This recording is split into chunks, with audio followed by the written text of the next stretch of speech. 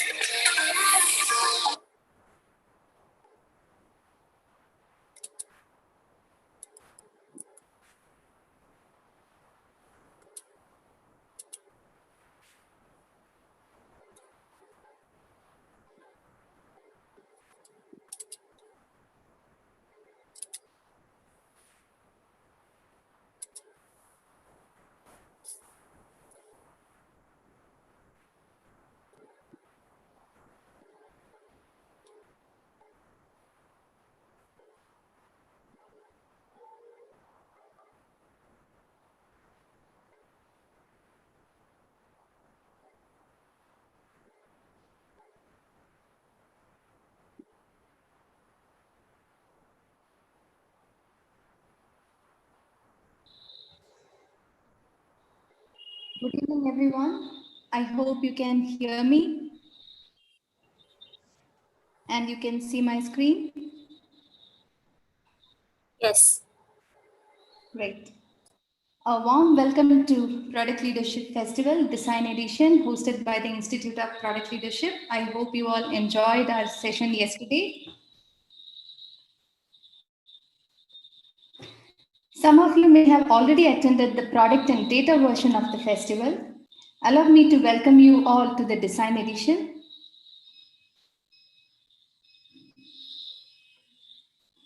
We have made it available to the public 30 plus amazing knowledge sharing sessions from the previous festivals. Please check it out at this URL.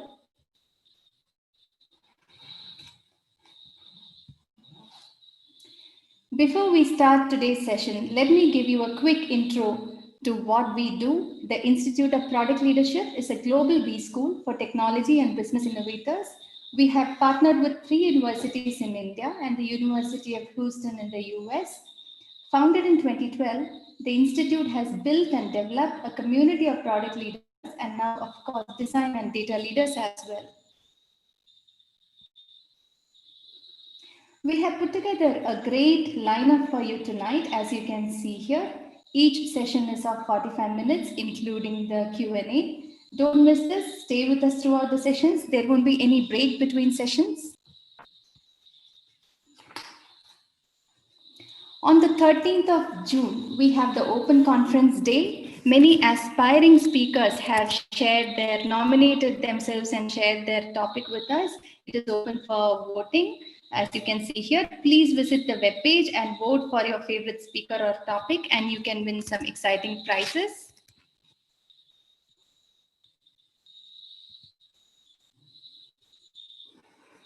You can scan the QR code, or you can check for all the URLs that I mentioned in your chat window. Here is yet another exciting opportunity to win some rewards. So you can have a one-on-one mentoring session with one of our festival speakers or more by referring your colleagues and friends, and hence climbing up the leadership board. Please scan this QR code. You will find more information there. For every session, we have a specific dedicated LinkedIn thread. Please make sure to ask your questions in the LinkedIn thread. We kind of insist upon it because on this thread, whatever question you asked will be answered by the speaker, and it will stay there for the benefit of all of us. You can find the QR code, scan it, or you can find the URL in the chat window. Allow me to introduce the moderator for the first session by Akash, Chaitrali Dhole. She's the Director, User Experience Design with Ogi Studio. Chaitrali, very happy to have you with us. Please go ahead, take over the session. Thank you. Hello, everybody. I will just turn on my video. Sure. Yeah. Welcome, everybody, and we'll have a pleasant evening starting with today's session with Akash. So allow me to introduce Akash today. Akash is an experienced designer and researcher based out of Bangalore, Pune, India. He's done his bachelor's of information engineering from PESIT Bangalore, and then interestingly, he went on to do his master's in interaction design from National Institute of Design. That's a very classic combination for a very successful user experience designers across the board. He's an ex-urban fellow from Indian Institute of Human Settlements. His interest started with intersection of tech and society through design and research, and he's been involved so far in all his career for personal finance tools at Quicken, hyperlocal e-commerce, informal employment at Dunzo. He currently works at Microsoft as a design researcher, and you can get more information about him on his website at akashchandan.com. So, Akash, over to you for a very interactive session on anecdotal user research. Hi, Chaitali. Thanks a lot. It's really great pleasure to meet you. And yesterday's talks were awesome. So I'm really looking forward to the upcoming talks here at the festival. Thanks a lot for a warm welcome. Most welcome. We are looking forward to hearing from you today. It's a very interesting topic, I must say. It's something that I put together, and I'm really looking forward to sharing it with the community, though. Sure. So should I start? Definitely. Please go ahead.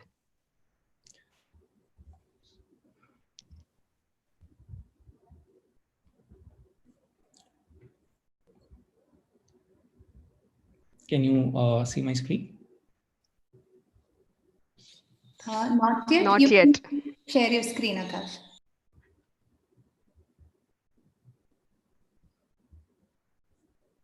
Yes, we can see it now. Cool. Awesome.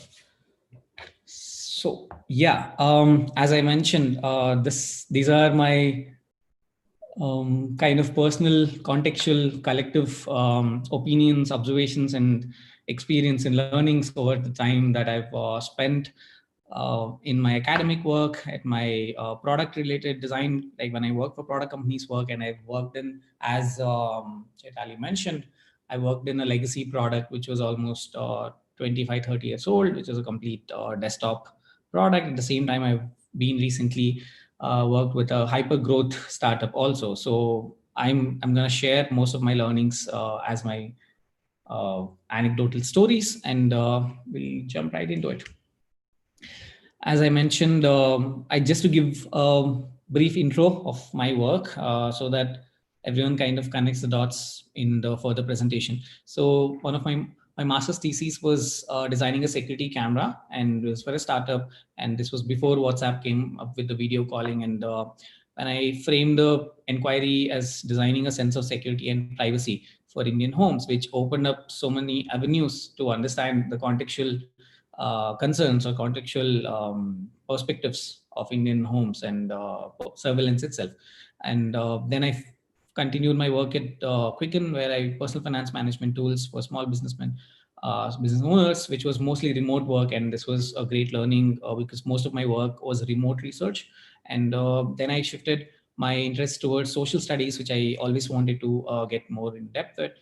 So I took up a fellowship in form of urban studies, which Chetali mentioned at Indian Institute of Human Settlements, where I got really interested in gig economy, platform economy, or which is mainly technology-based job, or what you call it, technocratic development, in a way, where my project was in understanding the informality in the city, intracity logistics of tempos and trucks, which I really kind of looked at it from an academic approach. I had the skill set to look at the same problem from an industry approach, where I pursued my interest at Dunzo, where I looked at the hyperlocal delivery, where I worked very closely with partners.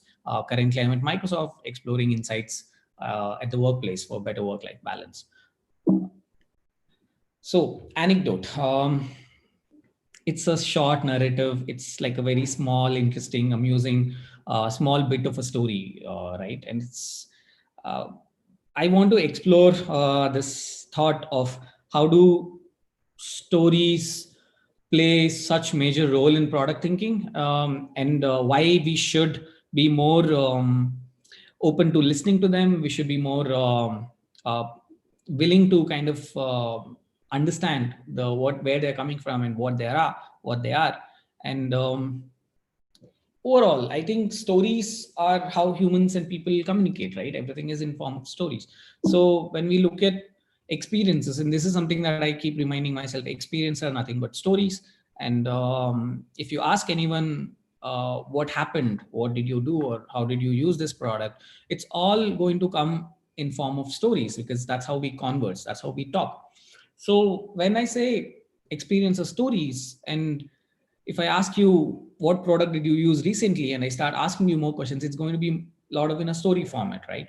To look at it, I think Play Store reviews. That's the first thing that I would do if I'm working on a project. Just go read, because it's just huge amount of collection of stories, and there are no data. There is no like quantitative charts there. It's all stories, and it's so many. It's people's how they're expressing and how they're writing and their emotions, their frustrations, or they're very happy with it. You've got happy users, you've got unhappy users, you've got confused users, you've got like frustrated users. And these are all like this bubbles of qualitative stories, right? And that's what experiences are. So let's jump right into what is a story, what is in a story, right?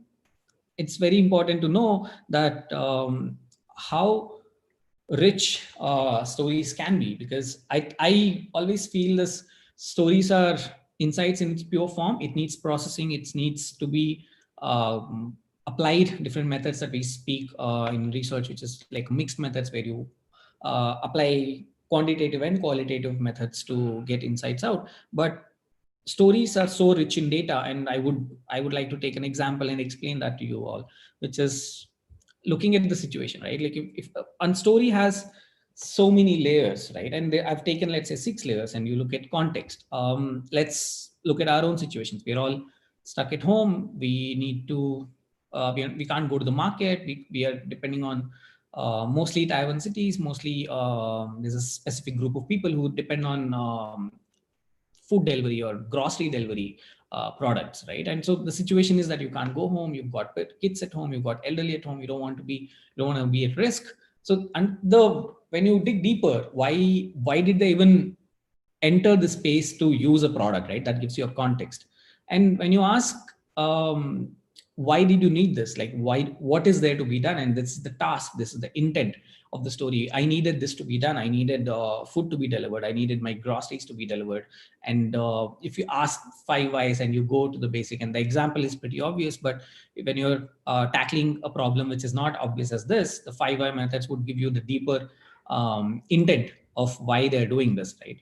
And then you get choice. I looked at all the options and I had all these products to look at. And as a user, you can look at a cost sensitive user, or you can look at a value sensitive or time sensitive. They have perception of each brand, each product. So they're aware of all the products that are there, all the options that are there, and they kind of look at all the options, they weigh it in their own terms, and they say, I use this product for this reason, which is what the company tries to figure it out, the USP, right? It's not the best product, it's not the best use case. It might be like the best, most relevant or most contextual solution, right? Because when someone chooses a product, it can be so many factors that they decided to go with that product. And that's what we want. We can dig deep into. We can actually ask why this product, right? And then this happened, which is the result, which most of the time happens as expected. But sometimes, let's say the result is not exactly what I expected as a user. And that's the last part, which is I wanted this to happen, but this happened, which gives you another interesting inquiry of what made them think that this would happen, right? And at what part of your product or experience or communication, which made the users think, oh, this is what you should expect. As I'm trying to explain this structure, which I mean is, when you talk to users, when you get a story, you can add a lot of factors, you can dig deeper, you can double click on each of them, and you can get so much rich data. So why are stories so important? Yes, stories are there, you can collect them, you can decipher them, but why is it so important to listen to stories, right? And this is something that I would like to think in terms of product thinking. I've got 3-4 reasons, and I would like to share them, right? One is, I really feel this was one of the major point that I had to prioritize, and I put this first, which is product stories precedes or prevails its products.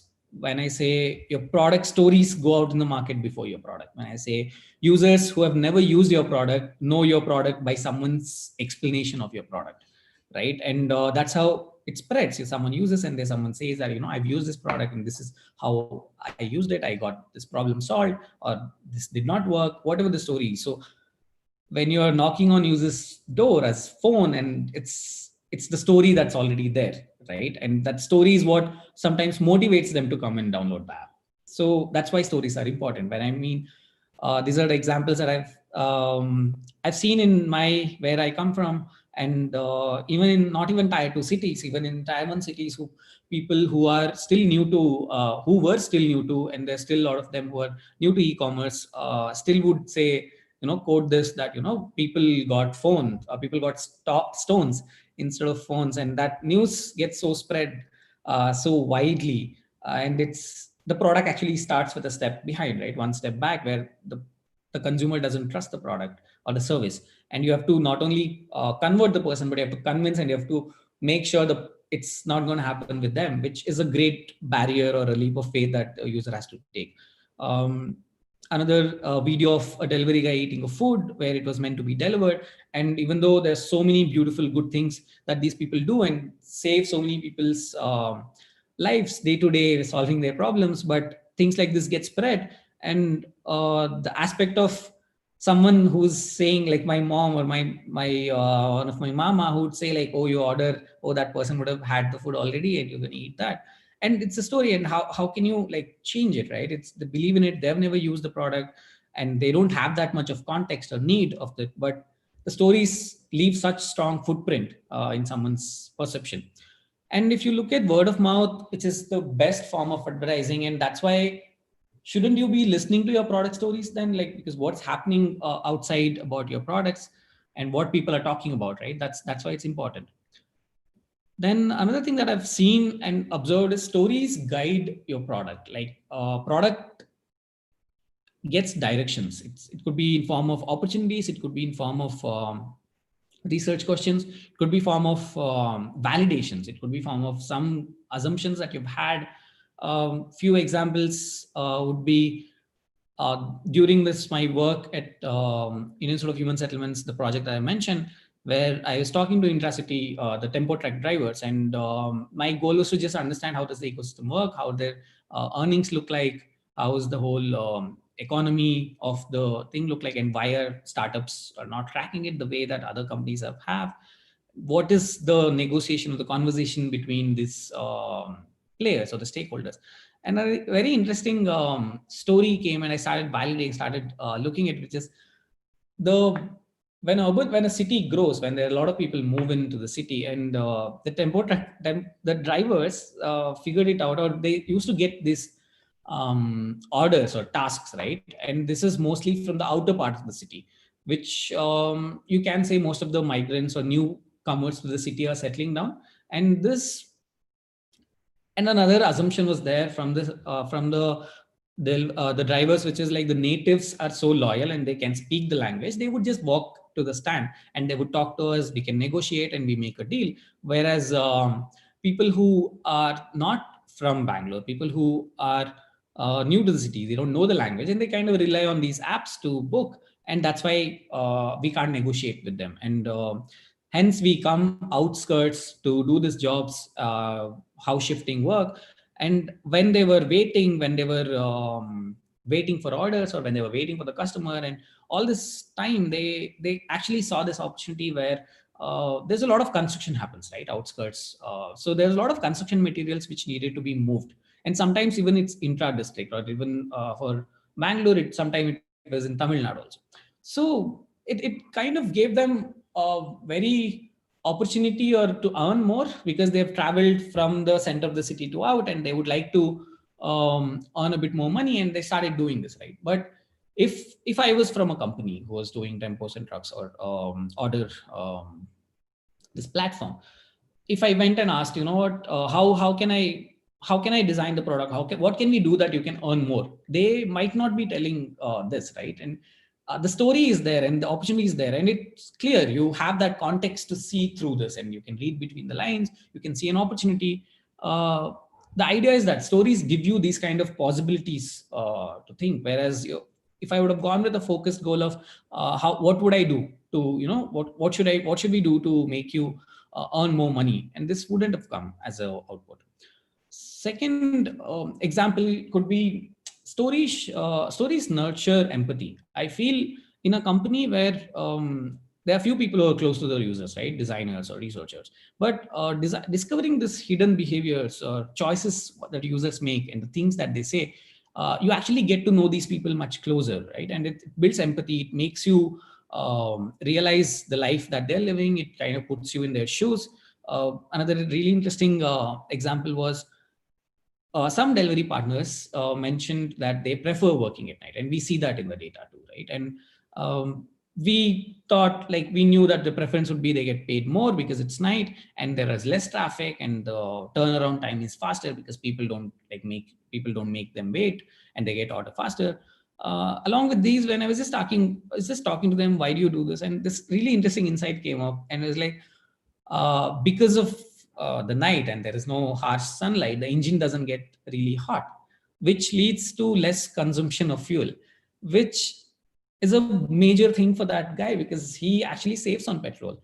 And for us, we don't know what to do with this insight, but it's the interesting part is we actually understand how important it is for them to be efficient, and how important it is to be smart like this, right? And to save as much as they can, and to maximize their resources and time, which makes you realize that they are very serious about this. But what can I do with this feature? Like, what feature can I think of this insight? Sometimes it's not about a feature, it's just to know your users much better.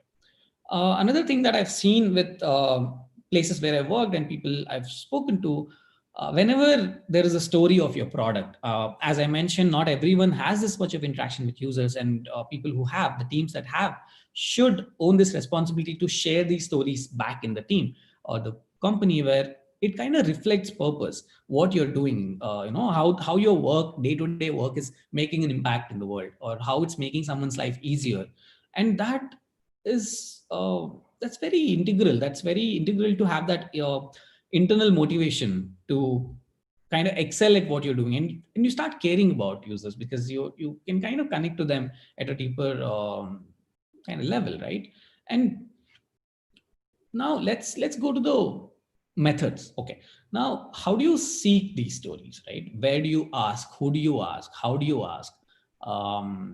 So aspects like the other interesting thing that I would like to say here is the Margaret Mead, who's a very known um, anthropologist, who says this, which is very true, still true today. What people say and what people do and what they say they do are completely different things, right? And it's very important for you to know who to ask, how to ask, because everyone has their own stories, right? Everyone wants to portray themselves in their own way. So it takes you some time to ask the right questions to the right people.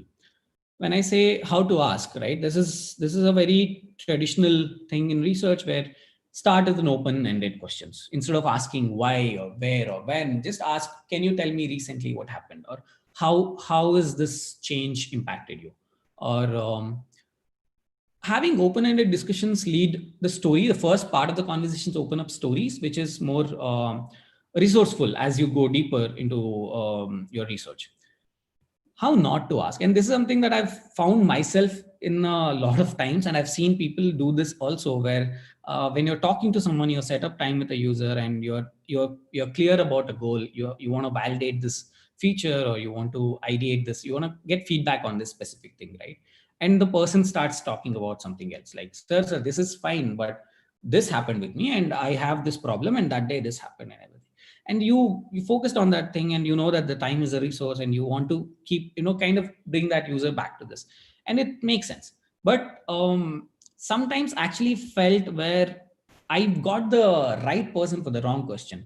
What I mean by it, if if i had if I had someday set up a research project for this question, and this person would be right, like, to know, but would I get this person at that time? Even if I get, would he remember all this insights or experience that he has gone through? So just being a bit flexible while you're talking to users, and if something comes up, if they want to share, let them share and listen to that, because you might have heard about it a lot, you might be working on it right now, but the person has got this team of someone from the firm or the company where he can share his experience. So he's going to be like, he or she's going to be very excited about it, right? So lend a ear, listen. Who to ask? This is something that I've seen in a platform or an app. Mostly these days, there are two parties, right? There's a user one, there is a user two. Let's call it like a primary user and a secondary user. For specific tasks, the relationship changes. It's important to ask the right person who is not incentivized to say the things that you want to hear, or he wants to say, or unbiased, to be honest. Or sometimes they just don't care about that answer because they don't care about portraying them, because it's not about them. A few examples could be, if you want to understand, these are, as I said, my experiences and my thought questions, right? It's not projects that I worked on. What payment app works most of the time? And if you get 20 people who smoke, they go and pay. 20 people who buy groceries, and 10 people who buy nariyal pani, like, you can look at all this context, right, on street, and you can collect them. And the kind of data you'll get, they use a lot of different apps. They're not going to remember that specific moment, what happened with them. But the right person could be the vendor, right? Because he, in his idea, he has an idea which app works most because of his own experiences. He doesn't look at the data. He doesn't know the metrics that we look at, right? The success metrics, or the error numbers, or the MOUs, all that, right? But in his reality, he knows that app one works the most because I've seen it in my life.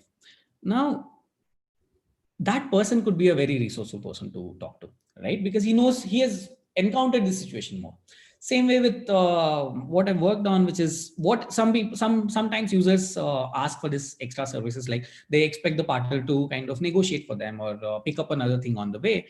If you ask the users, like, what do you ask, they don't, they know that they're not supposed to ask, so they might not tell us all the things, because we will look at them the way that, oh, these people ask extra. But the partners are going to be honest, because they're like, sir, These are all the things that people ask us. At the same time, you can ask what partners asks for clarification, which if you ask a partner, like, what do you need help with? They're like, no, I don't need help with, I'm pretty good with everything. Or sometimes there is a blame game. There's like, oh, this person doesn't give me everything. But if you look at the question, the user might be a good person to ask, because the person will say, these are all the things that I remember very specific that partner asked for, right? When I speak of where do you look for stories, there are multiple channels that you can look for your product stories. Some of them are like what I said, interviews, conversations, very focused field visits, observations. Then you have also, there are memes, there are social media platforms, mentions about your product, and those are really interesting about your what your product's impact is in the world, right? Dinner conversations, party conversations. Then your customer facing team, who is closer to the team, they might know a lot, but they might not have that lens to look at that richness of the data. So they would be very resourceful. And as a place that I work with, which is a very legacy product, where we had a forum, and these were very loyal user base who have been using the product for decades. So they used to discuss a lot, and that was very insightful discussion. We could follow up with them. So creating a forum might work for you too. And there is this thing that I try, and I would like to share this with everyone today, which is a very simple technique. You can just Google. And as I mentioned, these are very contextual. There's something that I do it, and it kind of helps, which is how can you Google about your own product and realize what's happening. If you like make it a habit, or once in a day or once in a week, you just like seek what people are looking for, with help with your product. So there is a syntax to it, which is you've got a question word, and you've got a product name, and you've got a feature name. Now, when I say question, you look at why, where, how, what does, why not, where to, how to.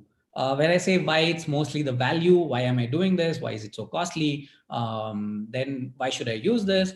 And sometimes it's, oh, why am I not able to do with this product, which is an opportunity. If you look at where, which is like, oh, where do I find it? Usability, or where is that gone? Where is this? Search, usability, navigation related inquiries. You get how, which is the mental model of how does this work? How can I do this? Which is kind of help, which is FAQs. You look at what, which is like a comparison. What exactly? Sometimes it's comprehension, which is to understand what it is, right? I'll take you through a few examples that I found, and please feel free to try this out yourself. So when I say opportunity value, you just ask why, which is a question, and a product name, which is Zoom car. You get two things, which is so costly and not in Goa. So costly is a value thing a person wants to ask, and why not in Goa is an opportunity. And there are reasons behind it. The drivers union in Goa doesn't really let the outsiders like Uber and Zoom car come in, and there is the whole thing going on there. Things like, but as I said, why not in Goa can actually lead you to understand why is it not happening. Even if you don't work in Zoom car, you kind of be curious to read that, right? And how Paytm is a product, and you use the word gold.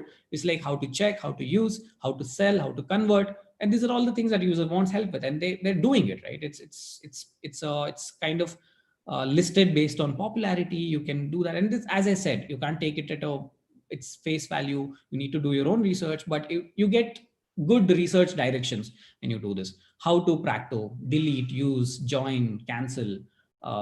Then you have where clear tags, where to add HRA, declare, add house, and there's so many things that people are looking for. And why do they look? When do they look? Right? They go to the website. They're not able to understand. They come and do this, right?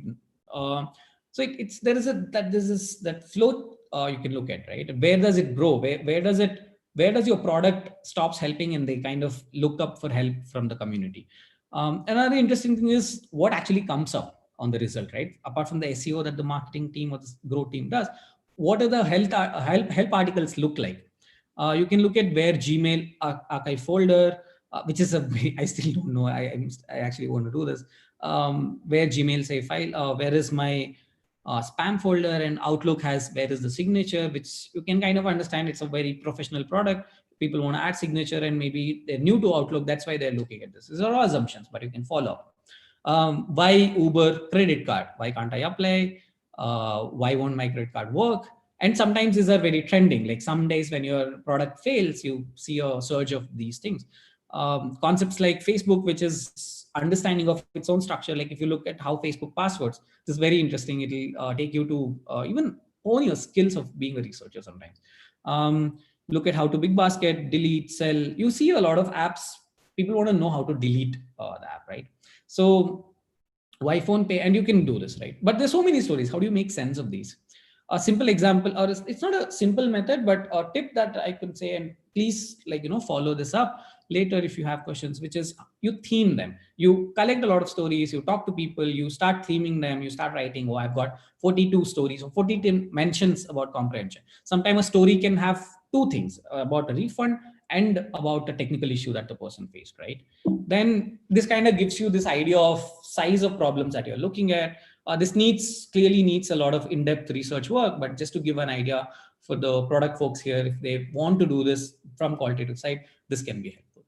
But there is this argument, it's just one user, right? Why would I care about so much? Which is my opinion, that this one user can be a celebrity, or one user can be an influencer, or could be your investors, right? And at the same time, they pay the same price as a normal layman, but still one user important, because you're looking at impact over occurrence. It might not occur a lot. Like deleting an app might not be a lot of people's a lot of people's preference, but it's very important to them, right? They want to do this. It takes few more steps, but they want to do this. And at the same time, products also want to be that one product of competitions, right? Like I want to be the one product that people want to look for, and this takes that much commitment. You need to look at every user if you want to be this kind of product. Another experience that I've seen is stories brings teams together, and vice versa. Like how teams also bring stories together in this understanding of user. It's something that you should remember. Every meeting, every ship room, every feature discussion that you have, the only missing person in that room is the user. And how do you bring this person in it, right? And how do you bring this collective idea of a user? What I was mentioning, people, like different teams have different access to users and stories. So Akash? yes. Akash, sorry to interrupt you. Chaitrali here. We need to wrap up in a few minutes so that we can Sure. have the remaining 10 minutes for question and answers from our Sure, sure. audience. Yeah, I'm Okay? almost Yeah. done. Yeah. No problem. No problem. So having access to different user stories is important. So that kind of lies upon responsibility of these people to share it amongst everyone, so that this collective understanding, the shared understanding of users gets stronger, and that helps to take much more informed, better product decisions, right? The last point, which is story-led product thinking, and this is something that I've seen in my previous work experience in recent years, where when you start up a product, when you in the early days, you really care about users. You kind of start asking the genuine feedback, what's happening, not the NPS, not the app ratings, not the CSAT scores, but you really look at what is happening with users' life with the product, right? But as the company grows, you have to follow the metrics part. You have to follow the feature driven path, where you have to start listening to you might be start listening to the market or the competitors or the investors, but it makes sense. You have to do it for the growth, right? But the relationship between this genuine conversation, the conversation shouldn't be one-sided.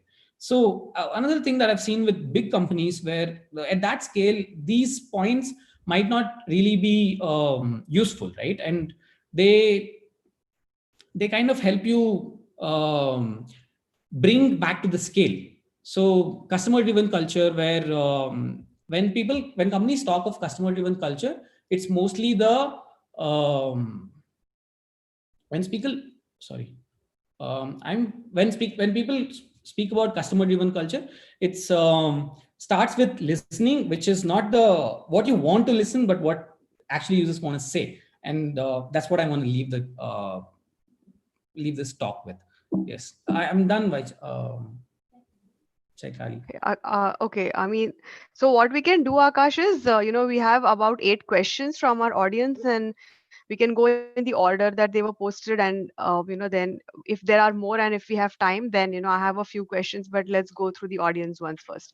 So Neha, she's a PM at Hyperlocal, and her question is, what's the framework to decide if it's a new story or an enhancement in the product? What is that thin line?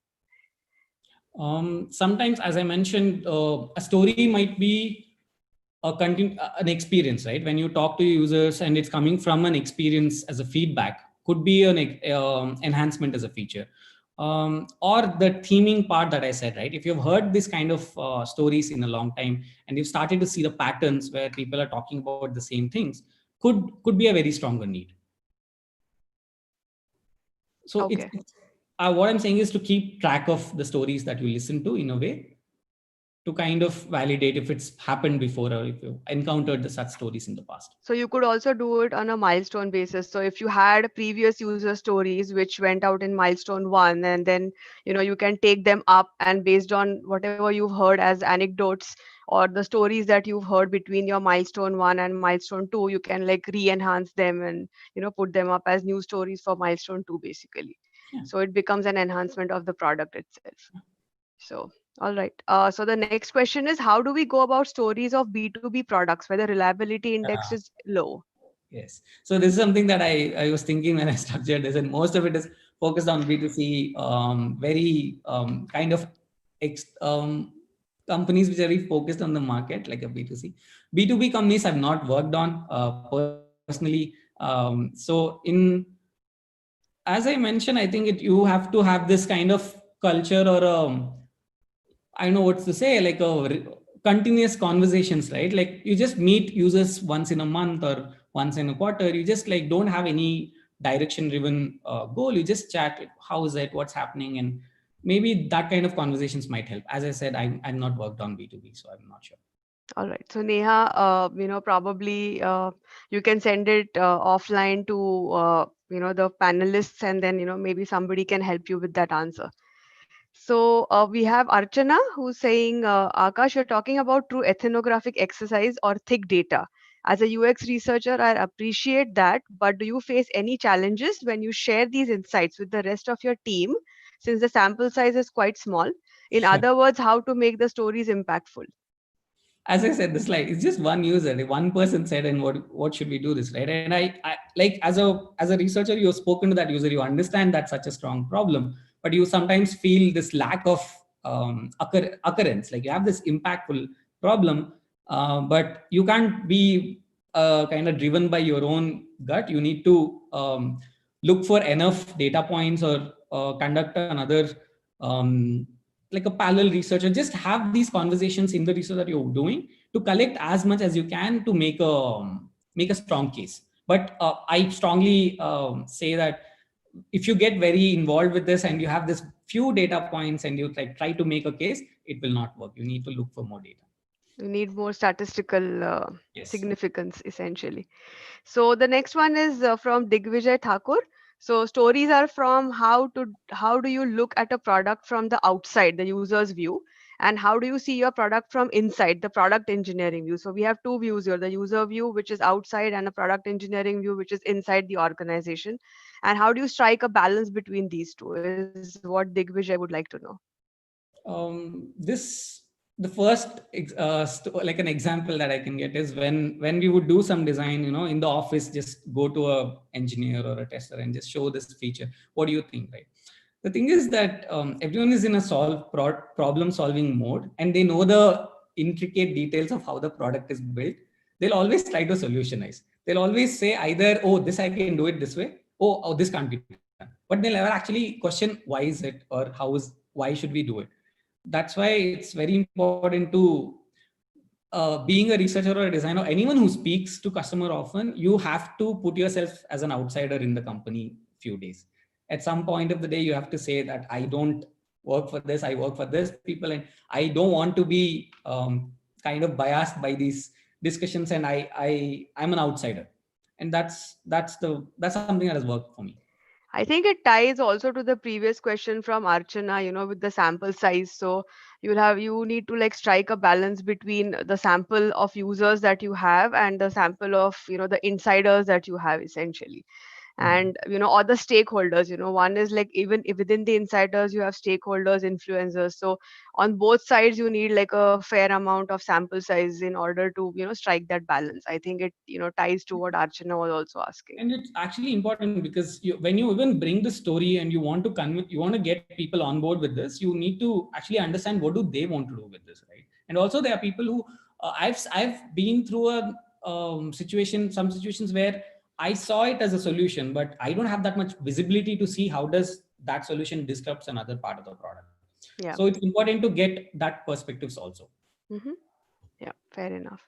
So we have Nyati. We have a few minutes left, so we can go through the rest. So Nyati wants to know how to identify, as a user researcher, how do you identify whether the company will focus on user research practice or they are saying it only during the interview? Okay. My hands are actually like in English, my hands are itching to write. So in this way, my hands are itching to answer. But it's your stage, so go ahead. It's a very interesting question. How do you figure out if the company really wants to invest in research? There's this Gilbert comic I wish I could have shown. It says there's a research firm guy and he says we specialize in giving the answers that you want. So it's like, oh, are you sure? It's like, I'm guessing you want an S on it. So it's I don't know how do you look for a company? Has it have past records of decisions based on research? Maybe you can ask what was your previous a feature or a success metric that you built based out of research, or what have you validated something that you've built. Maybe you can ask, why did you do this, what was the reason, and if that sounds credible enough, maybe that's a show. Yeah. I want to know your answers too. Mine? Yeah. So, one is I agree with you that you should always ask them, can you show me some previous research, because sometimes it's all talk. At the same time, there are very few companies who will come outright and say that they do not do user research, because especially if it's a B2B company, it's working, or B2B products or services, it's very difficult to get a hold of users. So if a B2B company very coolly comes and says we do user research, that's something that I would like, okay, I'm not too sure about it. For B2C, you can ask them intelligent questions about what kind of research they did, which product it was, how many users, was it qualitative, quantitative. So you can read a little and you can ask questions back to them to see if they really do research or not, if they really have that practice or not. So not go like blindly into an interview, but do your homework and go, essentially. So, okay, Nyati again. So user store. So I'll skip Nyati's question. So we'll give others a chance. She had two questions. So Sheila is how do you manage the ethical things when you do research on forums or any digital options? This is something that I've seen when I was talking about the partner study, right? When I was looking at informal thing, and sometimes I would feel that when I'm asking these things, there's another narrative that I speak of, how the employees figure out the platform and they use it kind of in their benefit, right? And this whole question of figuring it out. So I would talk to partners when there are a lot of, they keep kind of hacking the system. They install these other apps which stops the GPS and all these things, right? So when I would ask, what's happening, there are people who, there are other partners who would share this thing, and they would say, sir, please, I'm telling you, but please don't tell my friends I told you. The kind of trust is important. Then it's ethics wise, if you're looking at privacy, make sure the person knows you're going to quote the person later or call out the name, or if you're going to have recording, please be very honest about having that recording done. And as long as it's not very personally presented, I think it should be fine. Yeah. So Sanchita saying, she really liked the session and it was quite insightful to her. She had a quick question. How do you finalize that you are done with your user research? Like, how do you track that? And is there any matrix where one can have a check, as information is like ocean, so like That's defining true. metrics in user research, essentially. There are two ways to look at it. I would say, as a researcher, you would always be curious, right? Like what is there behind this. But when you add a clear factoring the company goals or the business goals or the resources or the time, you have to set clear milestones for that project, and you should also have an idea how that insight is going to add to that specific timeline, or that product at that timeline. But I agree, the whole curiousness behind things will always be there for you as a researcher, but you have to limit your studies for the goals that you've set up when you started.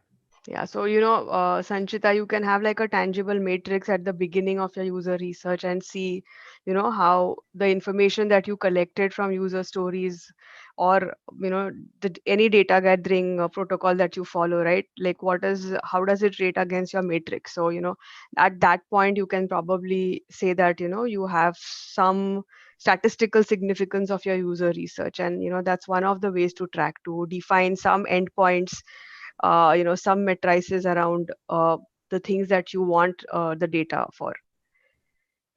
One final question we have. Okay, so there are many coming up.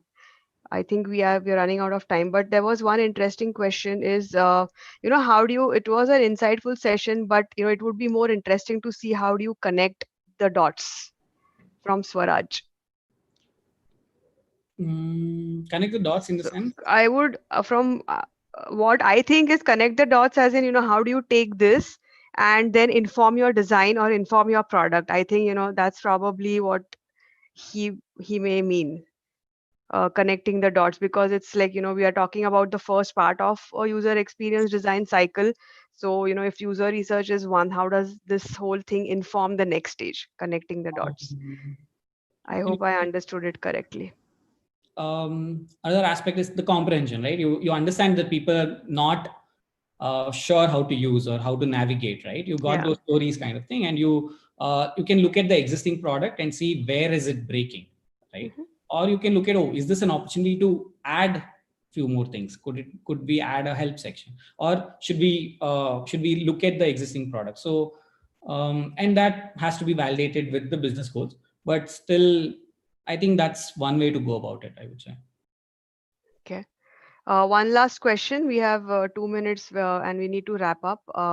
So Mahendra, would like to know how much technical capabilities as a product leader must you have as a percentage, say 40% or more, in technology such as data science or UX or UI, etc. I'm not sure I might be the right person. I don't have that kind of experience. So Mahendra, typically, even as we as designers, right, Akash or myself, we definitely have, to be fair, 80% of UX and UI knowledge and 20% of the remaining, the technologies or some data science or product capability or product leadership, product definitions as well. So, if you kind of turn that scale, then, 80% of your knowledge is going to be as a product leader or a product owner, and then the remaining 20% should be split across the other functions that are there in your organization, just so that nobody can take you for a ride, essentially. So there is no fixed percentage. I would say that as long as you are aware of the different functions in your organization, it should be fine. uh, all right. I think we can we are like over time, so we would like to get everybody's feedback, and the poll will be open for some time after this session. So please send us your feedback so we can make improvements in the next round as we go through the other sessions. So Sonal, Minka, you want to like add something to this? Thank you, Akash, for an enlightening session. Thank you, Chaitali, for a wonderful hosting. We will launch the poll for feedback right now.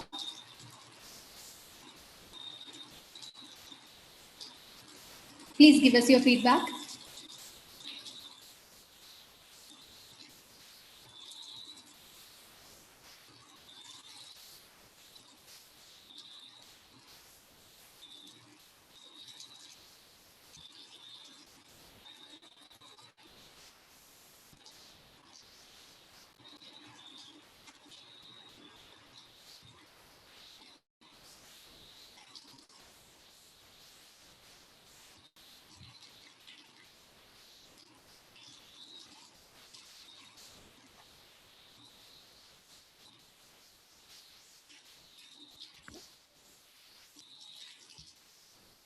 So Akash, we would like to award you a certificate of appreciation, for all the participants. And Akash, we have a Hall of Fame page. So all information about Akash as a part of IPL can be found over there. Different ways to connect with him, to talk to him more, get information. All of that is available on our Hall of Fame page. You can find it on our website, www.productleadership.com. So feel free to like jump on the website at any time. Akash, you can scan the barcode and find yourself on our Hall of Fame page.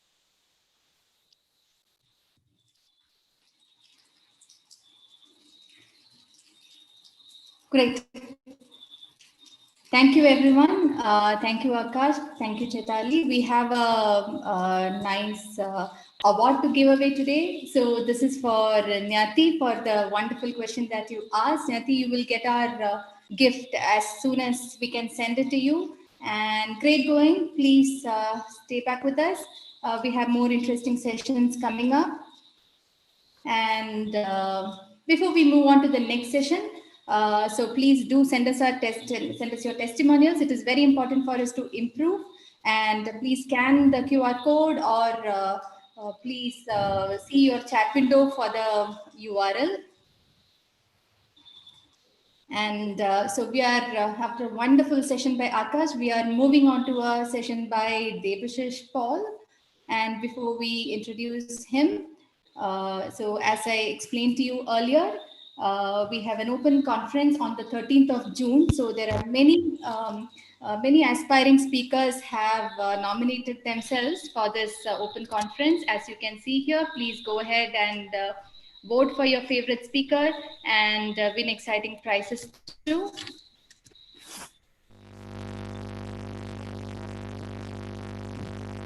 On the leaderboard, you can refer your colleagues or friends and climb up the leaderboard. And what you win is a one-on-one mentoring session with our festival speakers. And for the next session, Dave's session, any of the questions you want to ask, please make sure to ask in the LinkedIn thread. The QR code is here. The URL is on your chat window. Allow me to introduce and welcome our moderator for this session, Malti. She is the VP and Head of Product Management at Societe Generale. Malti, very happy to have you with us, and over to you. Thank you so much, Menka. Thank you, Sonal. Very happy to be here today, this evening, and I was listening to Akash and Chatrali's conversation. So a wonderful session. Thank you, IPL, for having me here.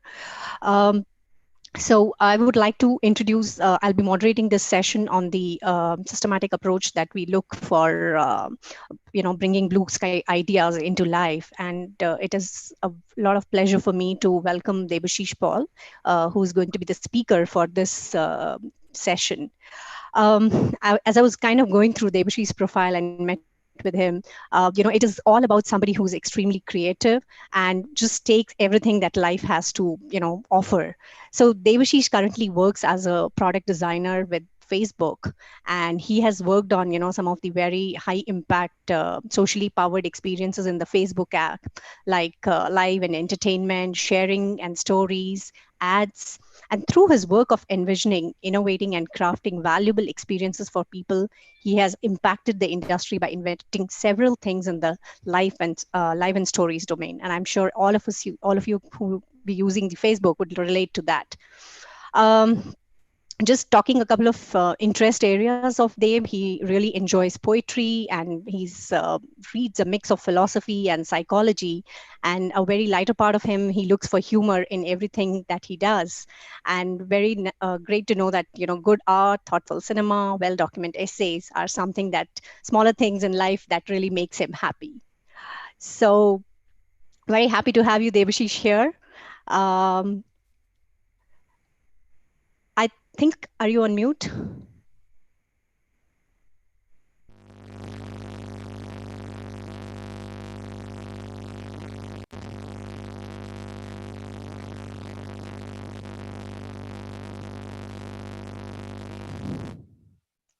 Hello?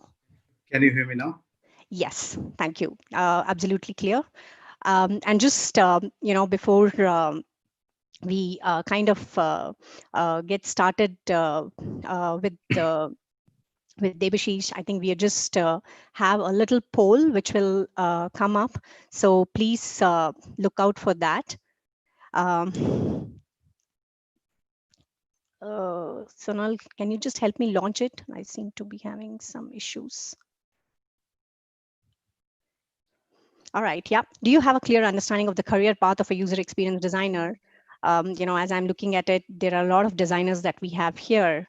So we will have this for another 5-10 seconds. And as the looks like that we have a good mix here, a lot of people who are designer, who are really looking forward to learn a bunch of things here. All right. So what does the final survey results say? Okay, so all right, so there are probably some UX designers who are accidental designers and they would like to know more about it. Thank you. There's probably just another question, question number 2. How closely do you think a design team should be part of the product management team? I also was listening to some of the product management questions that we had as part of the previous sessions.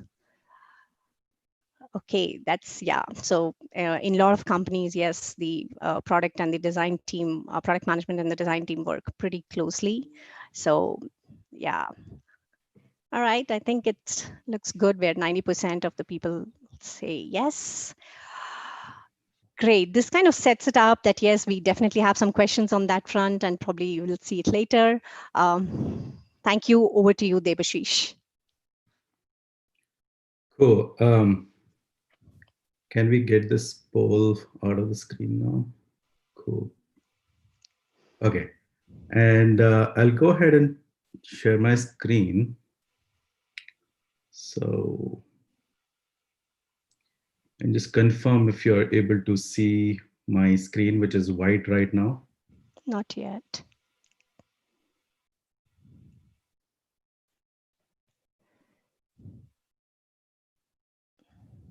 Okay. Hasn't come up Is yet. that Still visible coming now? up. Okay. Yeah, it's loading up. Okay, cool. I think, yeah, so it's actually a blank page right now. So if you see a white screen, that's enough. Oh, all right. I thought it was still loading. Okay, no worries, no worries. Cool. Yeah, thanks for that generous introduction, and thanks for having me here today. And I'm actually doing this for the first time in this format, so I have a very weird camera, my monitor, and like my keyboard setup here. So I might be like shifting my views. So bear with me with that. But I honestly feel this format is working better for me because I'm generally a little shy as a person. So I carry a huge stage fear sometimes. So this is already working out. So let's see how this goes. Just before starting, I would like to kind of mention it's more of a not a disclaimer, but like just to kind of set expectations. Is I really don't have any advice or suggestion for you to just like work or bring blue sky ideas to life. It's a topic that takes years for someone to master, or a team to master, or a company to master, right? So what I want to talk about is why I'm excited about being a designer and what keeps me moving forward in the things that I get to do. So it will be a very high level generic kind of share out of my thoughts about design and how I approach things, especially in vision building. And if there isn't anything particular, I would be happy to kind of talk about it in the Q&A session, based on interest, right? So let's get started. And I think one thing I really believe in is this is the most exciting and the most important time to be a product designer, especially the digital product designer that you and I are. And I want to focus, or I usually put my energies mostly into the important part rather than the exciting part. Um, and then today, as we talked about, I'm going to talk about shaping blue sky ideas, um, but generally like looking at how we can do it in a systematic way. We know, like I said, it's not a topic that can be covered within 45 minutes. So I will generally touch upon my own experiences of building towards a vision, right? So I know we might have heard of this word, or we have worked on a lot of vision building before. But to me, what is a vision, right? What do we mean by vision? So I think I think about vision as an imagined reality, where you want to exist, except you want everyone to exist, not yourself, but everyone, your users, your company, your own business, maybe, or maybe your own philosophy to exist, except the problem that you are solving for, right? So a reality, an imagined reality, where the problem that you're solving for is gone, and everyone is in this new world, new reality that you have created or helped create with the product or the service that you have designed. But the reality of the reality is that every reality comes in its own context. It has its own constraints and limitations, and it has its own conditions, right? So how do you think bold, be free to dream, and yet find ways to walk into that reality and exist? So I think one way I start with usually is defining the problem, and I think this is something that we all do. You know, there are so many methods and processes to do that, but I think there is a way in which a designer uh, can can approach this, right? And it's about like thinking deeply about the problem, framing it, defining it, asking a lot of questions, of course, asking if the problem is real, first of all, right? Going to the depths of finding the why, right? Why is this a problem at all? Why should I be solving it, or why should my company be solving it, right? So having those things very, very crystal clear in your head to start with. So so like I said, sorry, I kind of did not proceed with the slides, but uh, like I said, these are some basic questions you need to ask in the defining the problem phase. And the way I look at problems is problems are like onions, right? Um, I like to peel them until I reach the bud, right? So, you know, when you keep peeling the onion, you kind of uncover so many things, and you ultimately or finally reach the bud. And most of the times, it is the bud which is the problem, real problem. So, solving for the bud, mm, most of the times solves for the whole onion, right? So that is kind of one metaphor that I look at in my head. It is like my own metaphor of thinking or looking at problems. But generally, like, I feel like, like here the real problem lies, but I feel any problem is a real problem if it limits us or people that you are designing for from extending or improving their abilities, or our ability from doing something, right? It could be anything. It could be the thing that you have identified as a need, and the thing that your product or service kind of solves for. So there is always this idea of extending your abilities, like any software service, right? So here I would like to go a little bit back into a story about uh, all of us, right? Like the story of human evolution. Uh, we actually evolved and became the most superior species on the planet by building things, right? Like we had this creativity to figure out what our needs are, like how can we kind of cope with it, adapt with it, and solve for it, and like then go ahead, iteration over iteration. We kind of found out our own needs and solved for our own needs, right? And where did these needs come from? I think it came out from our desire to extend our abilities, right? It was always this other thing that you felt like, oh, can I do more with my hand, or can I do more with my legs, right? And in the process, we invented things for the first time, and like experienced this world where we felt this new energy, new ways of doing that thing. And then from over centuries, we innovated on top of that invention, right? So be it be it the tools that we use, the way we extend our hands. You see, when we started with this one need, and that need is still the same, but we have evolved in the way we kind of look at these tools, the way we kind of extend the capabilities or abilities of our hands. Likewise, our legs, right? Like we had these two legs, which let us go from point A to point B. We knew how to walk, and then we knew how to run. By running, we reached from a point to another point faster, but we wanted to be even faster. So we added the bicycle, or we added the pedals, or we added the wheels, which we could control with our same legs. And that extended the abilities of our legs, right?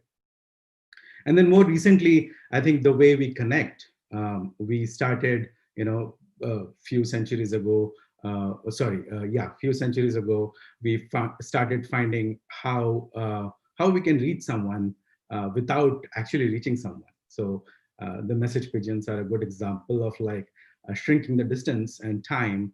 And then from there, we are doing this today, right? Like we all are connected on this virtual video call from across the globe, right? So that is the evolution of that one need that we had around how do we connect with people. And in the recent examples, flying is something that is a great example. And I think there was always a desire to do more than what we were biologically capable of. And flying is a great example of something we were primarily not capable of, right? But we saw creatures that flew, and we found that powerful. And we're like, oh, can I do that? Or can we do that? And our desire was to achieve that ability. And so we did it a little more than a century ago. This is the first flight of the Wright brothers in 1903. And you see, like over this last a little more than a century, what we have done is kind of innovated on that invention that the Wright brothers did a century ago, right? So the modern aeroplane still serves the same purpose, maybe in a way more faster, safer, and like in a way more technologically advanced way, but it does solve that same basic purpose, that desire to extend our abilities, right? In the context of computers, Steve Jobs had this great quote. He said, computers are like the extension of our minds, right? I mean, computers are to our mind that the bicycle was to our foot. And that's a very interesting thing to think about when you're thinking about or creating this analogy of ability extension. And we are digital designers. We are creating products for the computer in every aspect of our life. And if that computer extends, it's an extension of our mind, how do we think about the users that we design these products for? And that is something that really, really intrigues me as a designer. And I feel like, what does it even mean to use a to-do app and get the feeling of extending my abilities as a human being, right? And yeah, I mean, these are like thoughts to ponder upon. But if you really think about it, there are these like several modalities in which we live today.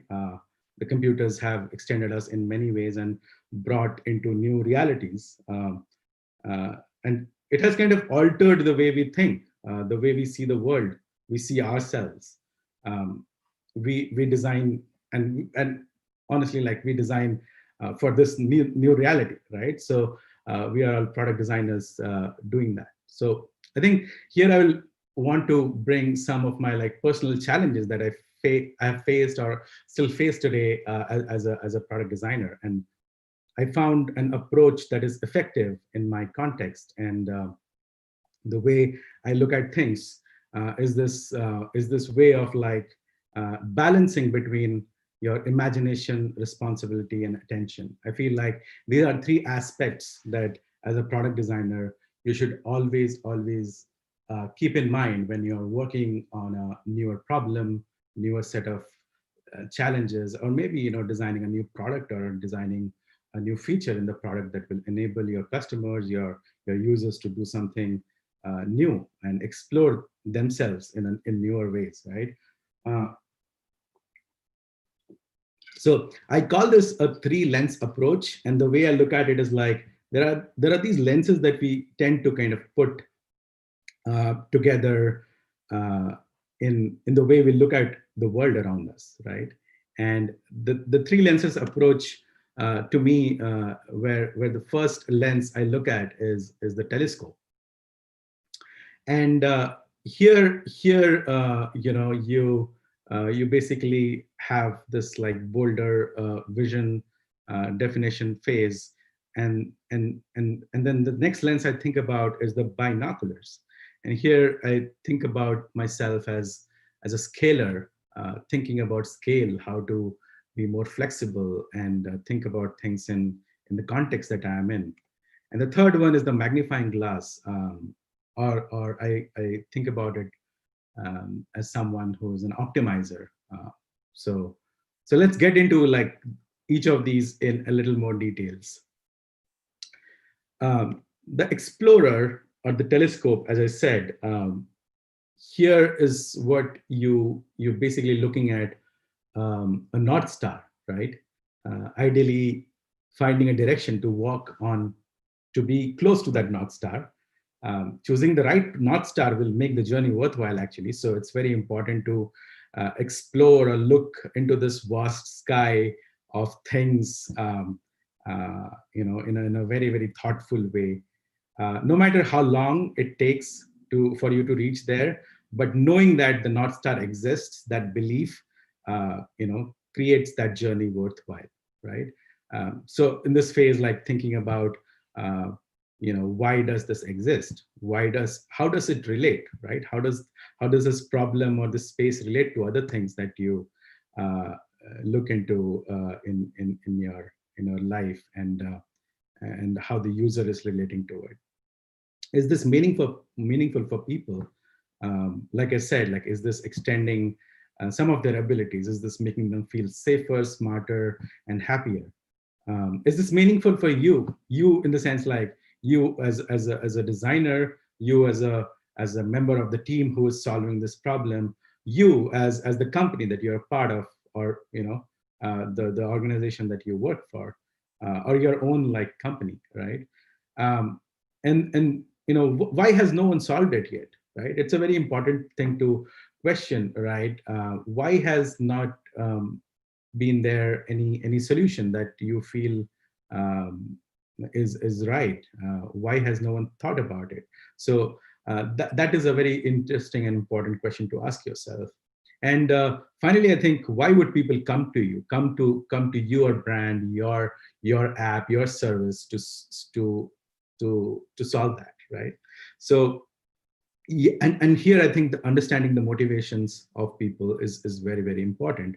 So with this lens, in this phase, I tend to ask, what is the why? Like, why is this thing here?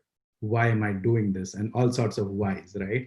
And in this phase, you can be imaginative, right? Like the creative superpowers you bring in as a designer, be as generative as possible in finding out the unique aspects of your product, unique features, your unique behaviors of your product that will really amplify the abilities of your user. With motivations, like, I think motivation for people to use any digital service is either fear or desire. So and a lot of times it's a combination of both.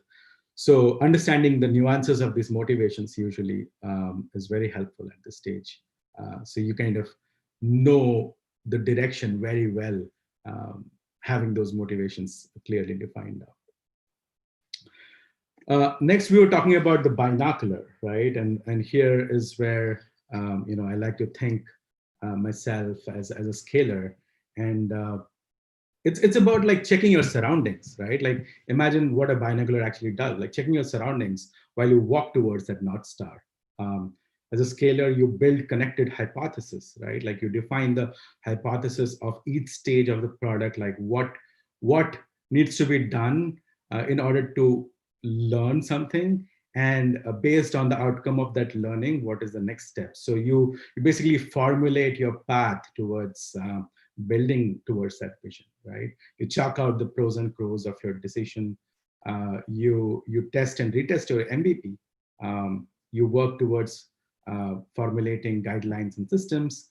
A scaler should ideally have the ability to identify the risks and threats of the product. It's very important in today's day and age. And question each decision before strengthening the belief in that, right? Scalers should also put themselves, and this is very important according to me, is like a scaler should also put themselves in the don't know state of mind, right? Like in Buddhism, there is this concept of the don't know state of mind. What does that mean? Is like if you really want to learn something about your surroundings, you unlearn things about your surroundings first. So in this like rapidly changing world, it will help you to unlearn first, and then let go what you know, observe and be aware of your context. So a scaler's job is to kind of think about it that way. And in this phase, I like to kind of find the how, like how will I do something at a stage, right? And how will I be more responsible? Here is where you actually think about all the antagonist situations, right? What are the risks? What are the threats? What if the user, finds it this way? What are the disadvantages of doing it this way? And more of the antagonist scenarios, right? So in a nutshell, like be responsible. And as I said, like keeping that don't know mind is very important. And there's this beautiful quote by Alistair Smith that I really like is, at times of change, the learners are the ones who will inherit the world, while the knowers will be beautifully prepared for a world which no longer exists, right? So the new normal that we are in today, the COVID situation, is a great example of that, right? I mean, world is changing. You never know what happens tomorrow. It's always good to keep a side of your head or mind empty, so that anything that is new just fills in and you adapt to those situations. Hey, Debashish, Yeah. just a reminder, if we can wrap it in the next few minutes, we can open up for Q&A. Yeah, sure. This is my last stage of the 3-lens process. So the last one is magnifier. I call this the optimizers. Here, you really dig into observing the little changes that can bring big impact. The optimizer thinks about micro behaviors of the product and all the micro interactions that you see around the internet is, I think, a good representation of how optimizers think. How the product responds, how it rewards, and how it forgives, and all those things. So basically, the God is in the details, as they say in an idiom of German art history. So that is where you bring your users trust, let them connect the dots, and have a more holistic experience. As a closing thought, right? I think you can actually apply this framework as a solo designer when you're working on solo projects with partners and with teams. Like you can divide these roles for different people who have different strengths and weaknesses. So based on that, you can actually run this. And I feel like we can contribute a tiny bit for the world to move in the right direction. It's important for us to understand that everything is fragile. Any app, service, or product you are currently working on has worked or you have worked in the past is just a short blip in the timeline of everything, right? So let go. I think what really matters is the way you think, the way you build things, the way we design things. And these intentions, these reasons, they keep repeating, they keep evolving, and eventually we evolve, right? And if you understand that, we can achieve this. So thanks, and that's pretty much what I wanted to say today. Thank you, Debashish. I think that was a beautiful way of putting it through. I love the way you said about the explorer, scaler, and the optimizer, and how do you kind of build something out of the fear or the desire to use it, and going back to the basics of the need. All right. So I think we can get into some of the questions. I already see some of the questions that have come in. So we have Puneet Sadrangani, and his question is that in a lot of cases, the the ideas flow from the top management who carry a preset mindset of profit. In that scenarios, how does the brainstorming that the designing team does that are already available solution, can they just be remodeled, or how they should remodel and put it in front of a profit oriented management? Yeah, that's a good question and a very important question. I would say, here is where you make decisions about being a designer, right? Like how do you want to grow? You want to work for someone or a company which is profit minded and not think about the user. Then you have a different playbook of doing that. And if you really want to create the change, you have to find out how to communicate. And I think this is like one of the most important traits or skills of a designer, and in this today's day and age, is the way you communicate. Can you convince, can you sell the idea of being a design-centric company, and how a well-designed product or service in the long run will actually reap you a lot of benefits and profits, right? So you have to take that challenge rather than designing the pixels and the mocks for what you've been asked for, right? So I think, yeah, it's a double-edged sword. You take your decisions, you work with people you really want to grow with and change things in the world, or if you're stuck with people who are profit-minded, try to be a great salesman first and then a designer. Absolutely. I think going with that conviction and telling up the story, I think would do that. Wonderful. Yeah. So I'll get into the next one, which is, I think, more about the user research, that how do you ask the question to the recruiters? Do they know their products before, they are asking to the users? So how do you kind of work with the user researchers? Actually, it's very different in different contexts, right? Like, I mean, just a bit of background. I was working at Yahoo in Bangalore before moving here in the US. And once I moved, I saw there was a huge difference in the approaches we take, especially in research. And I'm not saying that is still the same in India, because I'm talking about like something that is like 6 years, 7 years ago. But I think it's also like company centric, right? I mean, the kind of business you are in, the kind of investments you want to make in doing the research. I mean, relating to the first question, if you're really money minded, you might want to skip that process, because it takes time, energy, and money to kind of do research. So that is, of course, the first point there. But I think when it comes to me, I think over the years I've found that how integrated these two functions are. Like, I've seen a lot of designers who do their own research, and I really feel great about that ability. I somehow have the maybe luxury of working with proper full-fledged research teams. So I usually, I'm like very, very tightly integrated with my researcher when we're solving a problem together. And we kind of, take our roles. Like I said, like I talked about the hats in my lens approach, right? So maybe in the initial phases when I'm being the explorer, that person becomes the scaler and thinks about the nuances of certain things that we want to build first, and kind of create a playbook of how do we want to, or what kind of users do we want to talk first in order to learn our first basic hypothesis, right?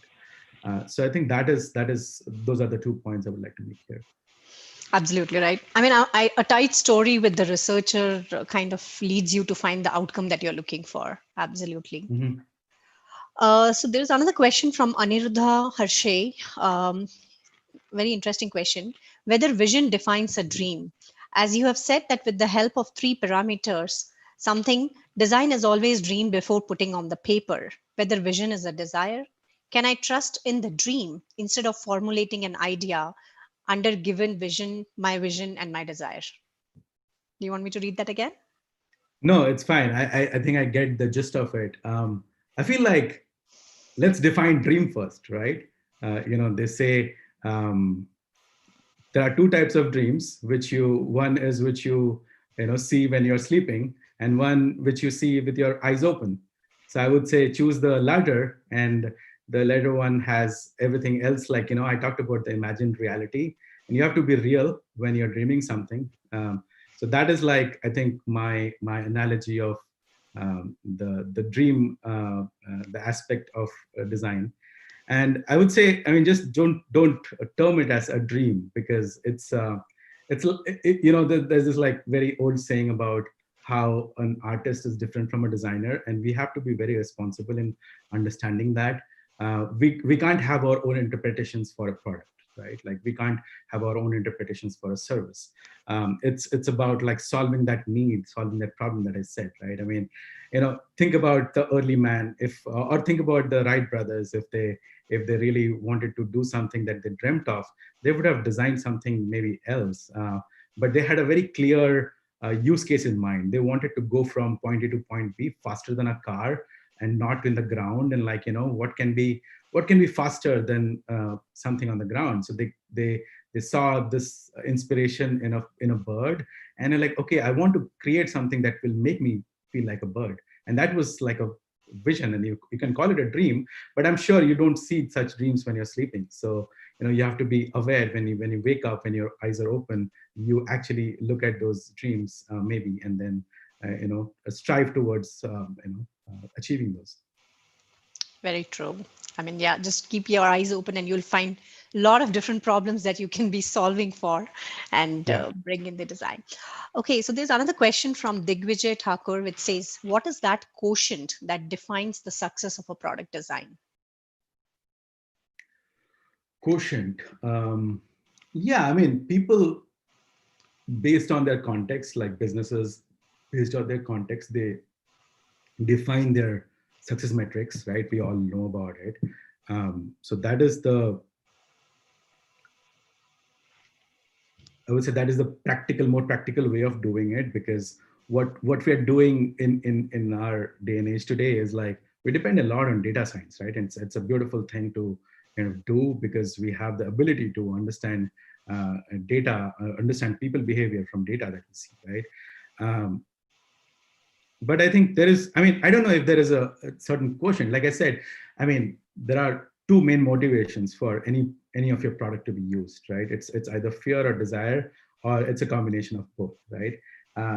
If you feel that after using a product, people felt that they could use the product with this ability that we were talking about, that extended their ability, that made them feel smarter.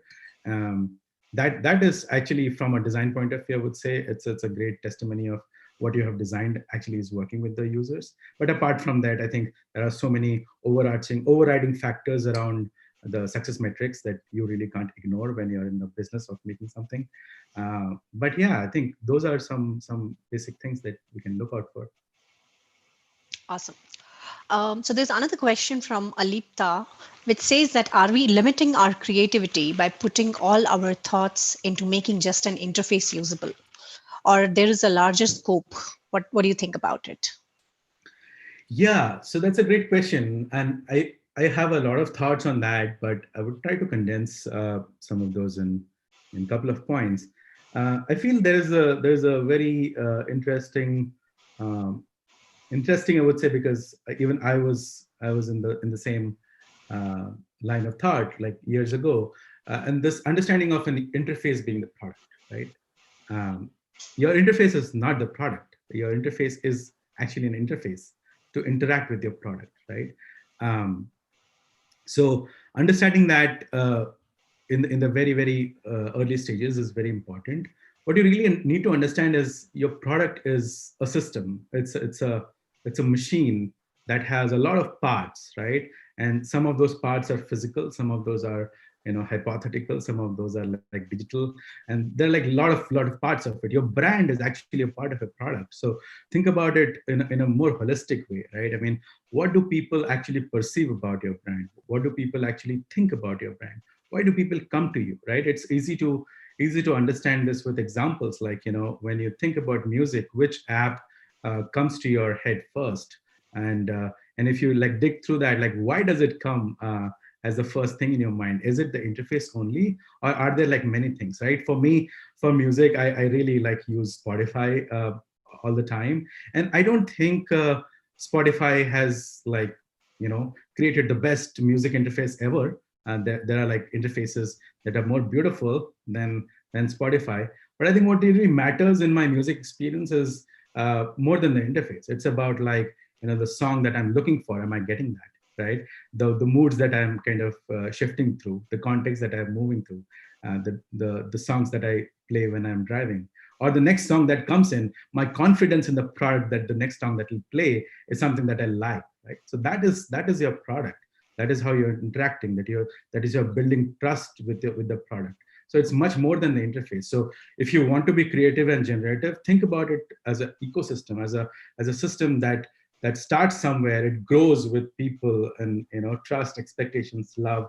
Try to create that relationship with your user and the product. So I think that way you can be way more creative. That the canvas also opens up really widely in that case. Yeah, I think you kind of talked about a lot of ingredients with what we talk for a habit forming product. Yeah, Great answer. So I think we're running out of time. So I'll just take one last question, Debashish. This is from sure. Piyush, which is we generally think about creating, improving a lot of things. Some are fine, but some are far fetched. Where do we set the limit? Yeah, great question. Especially in digital design, or like, the software products that we design, I don't think there is a concept of a far-fetched idea, or a far-fetched vision. Things are changing every time, right? Like, what you think about now, something that could be like 5 years from now, it doesn't work like that. Like, everything changes. So set yourself for the current year or the next year maximum, and think about it this way, where like, it's not going to be evergreen, right? I mean, what you create today, after 2 years it'll be old. There'll be a new product that will like, crush the way you did things. Maybe your own version 2 will be totally different from version 1, and that's why we iterate, right? So I think that's one way to kind of definitely think about it and go forward with it.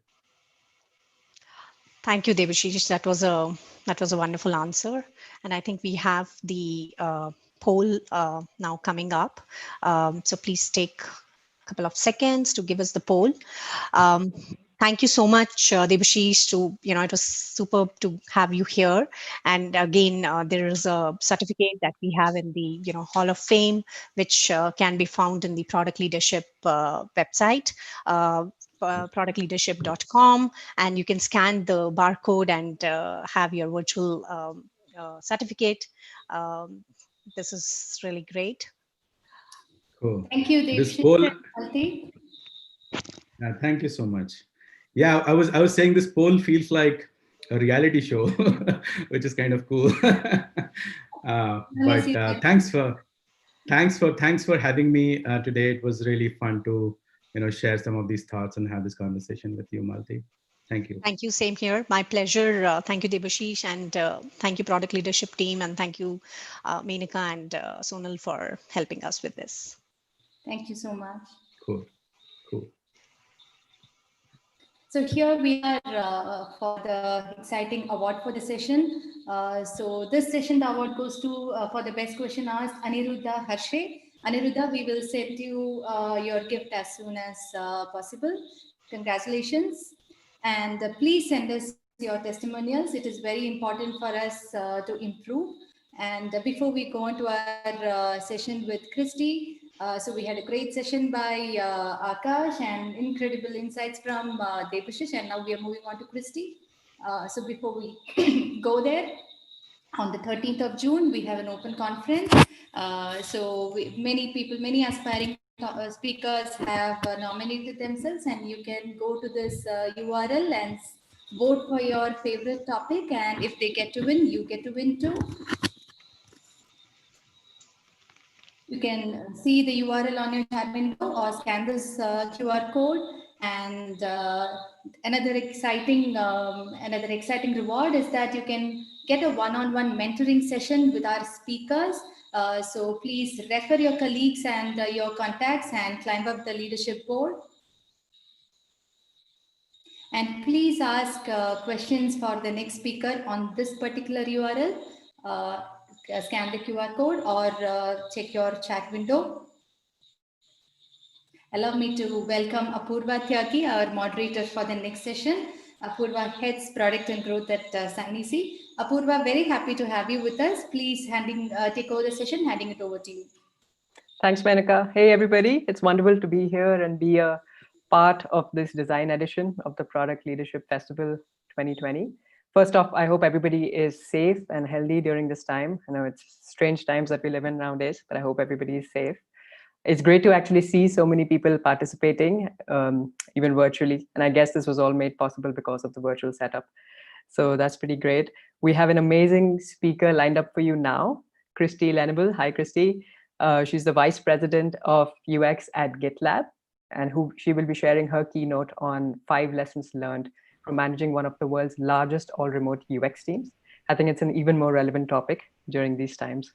Now, before I introduce Christy formally, I'd like to do a quick poll. This should be coming up on your screens anytime soon, just to understand what kind of usual team setups everybody operates in.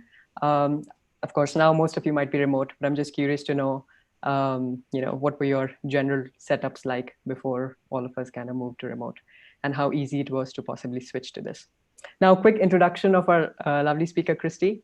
As the VP of UX, she leads a team of almost 60 UX practitioners who do product design, UX research, and technical writing at GitLab, which is the world's largest all-remote company. Prior to GitLab, Christy led UX teams at Rackspace and HEB. She started practicing UX over 20 years ago as a web designer, developer, content strategist, and technical writer.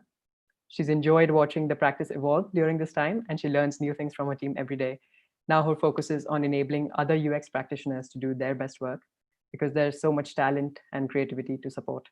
Outside of work, Christy enjoys reading, drawing, and playing with her 2 kids, her 8-year-old daughter and a 3-year-old son, who both keep her very busy. A very warm welcome, Christy. It's great to have you here. Thank you so much for inviting me. I'm so pleased to be here. Let me share my screen. Sure. Just before you start, looks like the poll results are in, and it's a pretty good mix. It looks like about 30% people working remotely fully or working in person fully, and almost an equal amount of a mix of in-person and remote. So I think your talk will be equally relevant to everybody. Over to you, Christy. The stage is all yours. Great. Okay, so as mentioned, my name is Christy Leneville, and today I'm going to talk to you about all remote UX at scale. So, let's see here, sorry, getting my system set up. There we go. So why is this topic near and dear to my heart? Because I lead the UX department at GitLab, which is the world's largest remote first company. So for anyone who isn't familiar, GitLab is an end-to-end DevOps platform that enables teams to plan, manage, deploy, monitor, and secure the software that they build. And I feel so privileged to have had the opportunity to both hire and lead one of the world's largest all-remote UX teams. So today, what I want to talk to you about is our 1-year journey from 16 to 60 product designers, leaders, researchers, and technical writers, and the 5 key things that I learned during that process.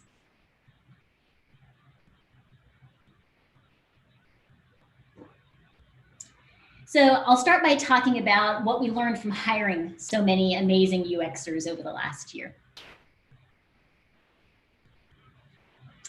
When I joined GitLab in February of 2019, we had 16 UXers, so 10 designers, 2 researchers, and 4 technical writers. Today we have 11 leaders, 32 designers, 6 researchers, and 11 writers who are located all around the world. So it's just an incredible investment in UX, and our product has definitely seen the benefits of having such a strong UX team.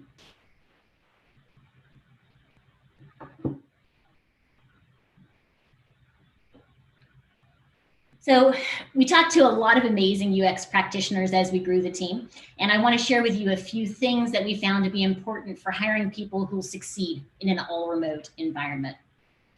So first, we tend to hire people who have at least some experience working remote. And after the events of the past few months, that will be basically everyone. Candidates don't have worked all remote, but we found that experience, at least working with a distributed team, really helps. All remote isn't the right fit for everyone, and that's okay. Some people really prefer working face-to-face, and they don't realize it until they try things a different way. We also conduct all of our interviews remotely. A remote interview shows how well a candidate can tell a story over video. And again, not everyone is comfortable with this. Some people really thrive when they can engage with the energy in a room. We also ask candidates to share a case study of work they've done that they're proud of. We found that this is a good proxy for how they'll share their UX work with their team. Do they only share their end result? If so, what we're really interested in is their process, not just the final designs, but how they got there. And we also want to understand how they share their day-to-day work with their team. Do they document their work and share it broadly where others can find it and comment on it? That's really important when you're working with an all-remote team.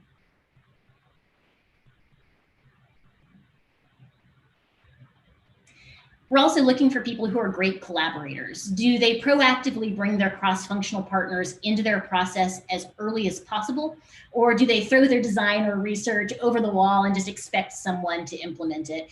In an all-remote company, this is especially important because your peers can't just walk over to your desk to ask you a question or give feedback. So I think humility is always important. But it's especially important in an all-remote company. You want people who are proactive about encouraging input. And at GitLab, we called that having short toes because they don't get stepped on. People who seek out different opinions and probe to find where their ideas might fail. Facilitating a cross-functional conversation is how you end up with great designs.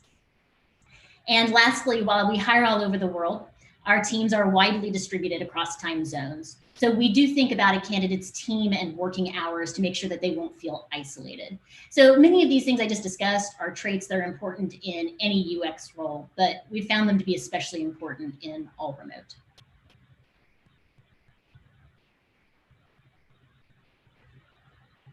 So just real quickly, if you're wondering how our UX department of 60 works, it looks something like this. Designers are mostly partnered with a single product manager. Sometimes they support 2 product managers, and they work as part of an embedded cross-functional team that includes engineers. Researchers and writers support several teams, but those teams have a related subject matter focus. And design managers support a larger section of the product based on subject matter. And their job is just to make sure that designers understand the bigger picture and have everything that they need to succeed. Research and writing managers support the entire research or technical writing team. And then we also have a small team that's dedicated to shepherding our design system. But every UXer is expected to contribute to the design system. This is really important because the people actually using the design system have great insight into how it needs to grow over time.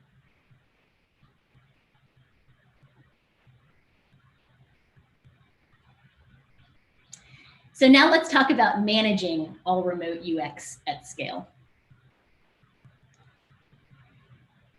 When I joined GitLab a little over a year ago, I knew that our team would be rapidly expanding, and it was important for me to quickly understand both what was working well and where we had opportunities for improvement. So I spent my first month mostly listening to the team. It's kind of like an internal research project.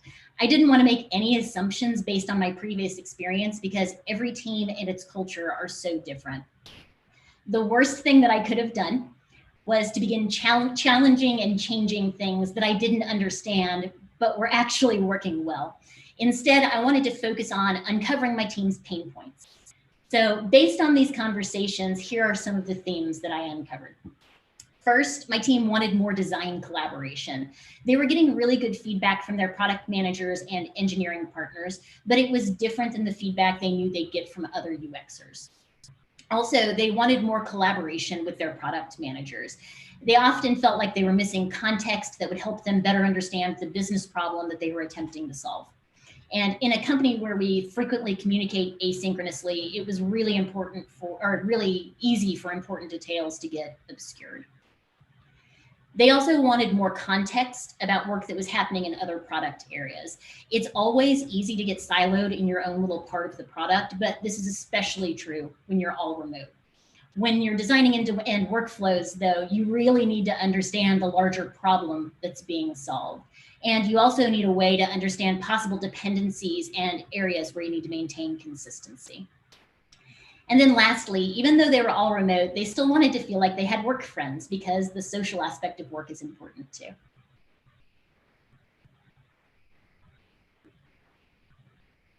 So my approach was this.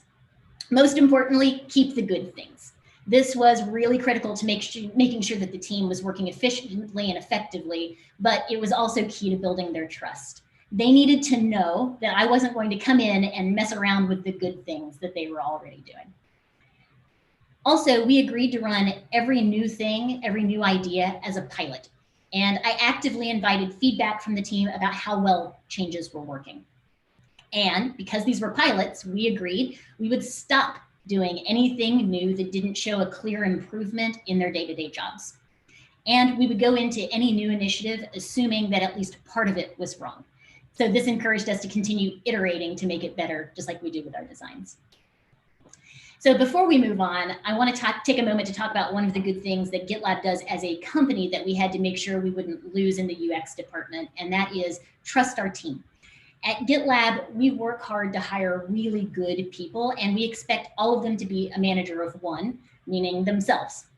So when you're working remote, it can be easy to fall into a micromanagement trap because you don't physically see people working. But at GitLab, we assess our team based on output, not the hours that they put in.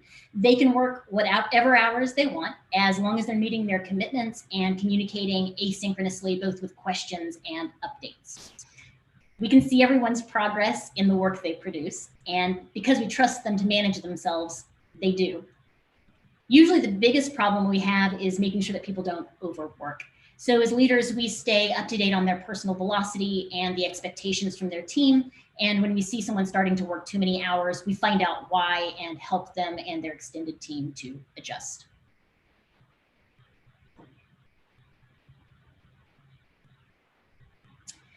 So as an all-remote company, GitLab is very focused on asynchronous communication. What's interesting is that GitLab runs on GitLab. We use our own tool to get our daily work done. So that means we communicate mostly in issues, which is what other tools often call tickets, and merge requests, which other products may call pull requests. But as UXers, synchronous communication can have a lot of value. It can be much faster and more successful to understand and ideate on problems face to face. What I learned was that my team needed a little bit more of this. But the challenge was not to overcorrect. We needed to remain primarily asynchronous, but still give them more of the verbal conversations they felt they were missing. So we brainstormed together as a team, and we came up with a few ideas.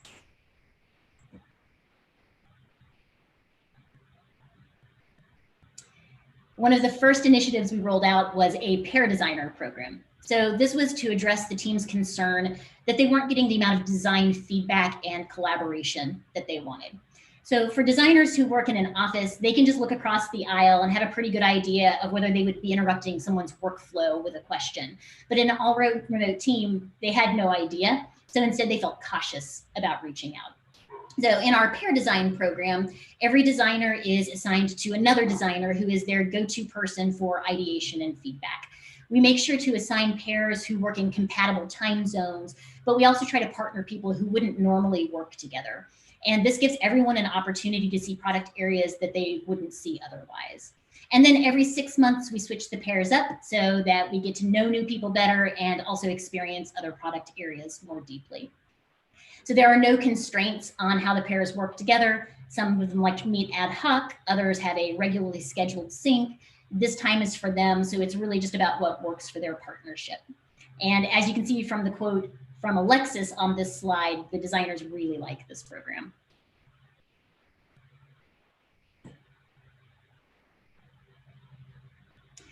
We also started holding a UX showcase for 1 hour every other week, again, to increase everyone's visibility into the work that was happening in other product areas. So 4 designers share for 15 minutes each, and we record the conversation and we post it on YouTube. So it's publicly accessible. You can see any of our UX showcases if you want. That also means that anyone who isn't available at that time can still take advantage of learning from it. And lets us share the recordings broadly with the rest of the company so they know what we're up to too. The UX showcase is one of my favorite activities because I always learn so much from my team. What I might have absorbed from just being around my team in an office, we take the time to intentionally share. And because we record it, we can always look back over time to see the progression of work that we've done. So if you'd like to see an example of a UX showcase, I've added a short link to a UX showcase by Jeremy, who is our brilliantly talented visual design lead. And in it, he talks about our upcoming migration from Sketch to Figma. And actually, I said upcoming, we just finished the migration. Our newly updated color palettes and our new UX foundations team that's focusing on design ops and our design system pajamas.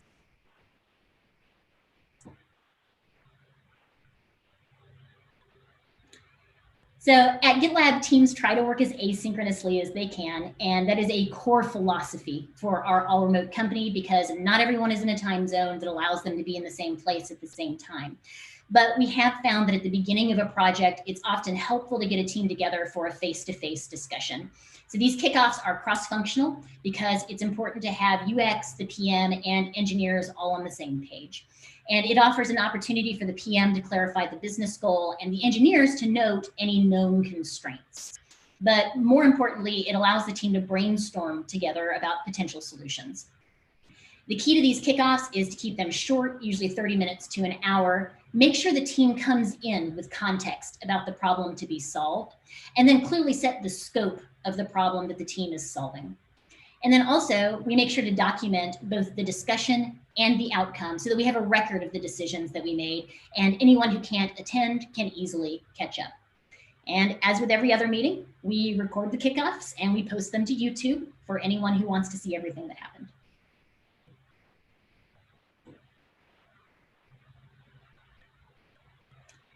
So it's always easy to fall into silos at work when you work with the same people all of the time. But when you work all remote, this can become even more of a problem.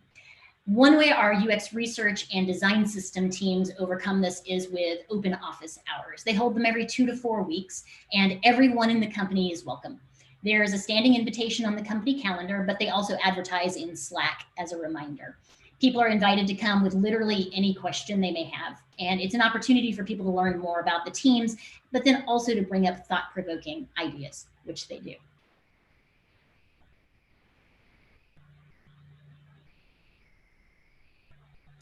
So while we infused a little more synchronous communication into how we work, we also added some asynchronous activities that the team really values.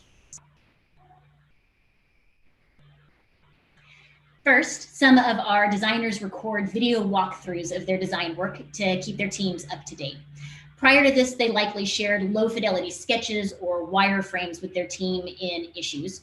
So the video walkthrough is most appropriate for when a design is getting ready to move into development. The point of the walkthrough is to step the cross-functional team through a prototype, sharing the end-to-end workflow and rationale for the intended solution. They also talk about options that they thought about but discarded for whatever reason. And this is a great way to make sure the PM and engineers all understand the design and how we got there. This is the same thing that designers in a traditional company will usually do face-to-face, but in an all-remote company, we have to make an effort to ensure that everyone has access to the information that they need.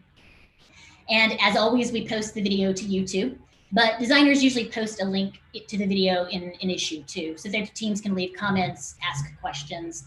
If you visit the short link on this slide, you can see an example from Kyle, one of our designers for the security section of our product.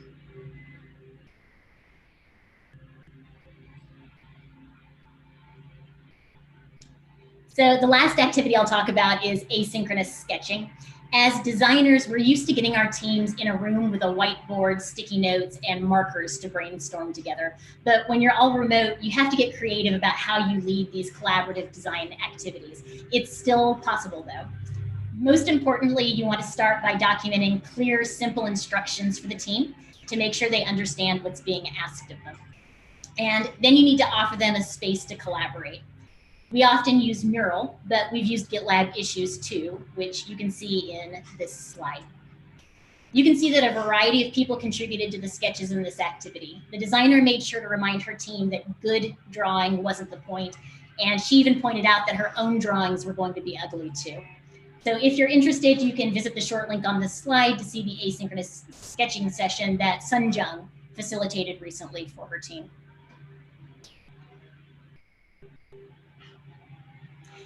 It's important to remember that when someone shares an idea asynchronously, they're not going to get the same feedback that they naturally get in an in-person session through body language or facial expressions.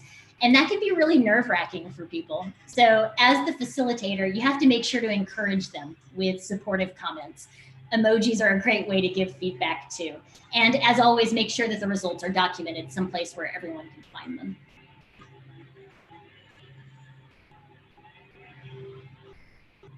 So everything I've talked about so far has been more of a formal activity, but oftentimes designers want informal collaboration too. So one of our team members set up a Slack channel just for this purpose. When a designer wants an ad hoc feedback and their pair designer isn't available, or if they have some extra time to give feedback, they pop a note into the UX co-working channel. I also see them posting designs in there for quick asynchronous feedback.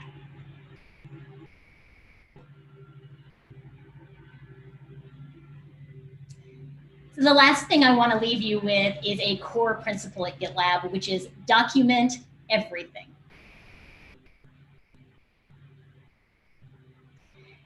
You may have noticed that throughout this presentation, I frequently brought up the idea of documenting both your discussions and your outcomes. And in an all-remote company, that's probably the single most important thing that you can do, because when you're remote, you have to be intentional about sharing information. So at GitLab, we document absolutely everything. We document our designs and rationale in issues and videos. We document our research findings in a searchable repository that's accessible to everyone in the company. We have a Google Doc with an agenda for literally every meeting, and everyone helps document the discussions and the decisions that we make. This is incredibly democratized and empowering because anyone can add a topic to any agenda. And lastly, we document our team processes in the company handbook, which is accessible to anyone in the world. Our handbook is kind of amazing. We update it dozens of times every single day. Everyone in the company is responsible for keeping it updated because it's a real-time view into how we work. So if you're interested in this, you should check it out. The short link on this slide will take you to the UX section.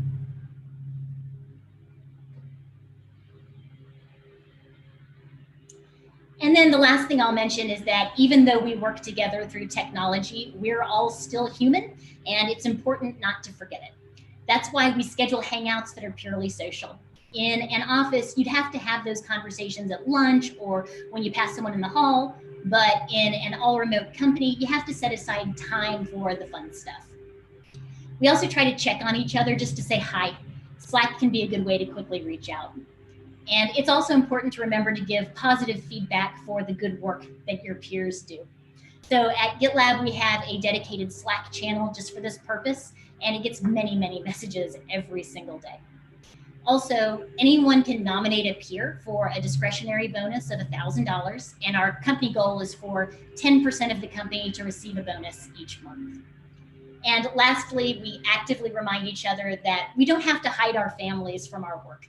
Kids and pets are always welcome in our calls, and when someone apologizes for the interruption, we invite an even bigger interruption.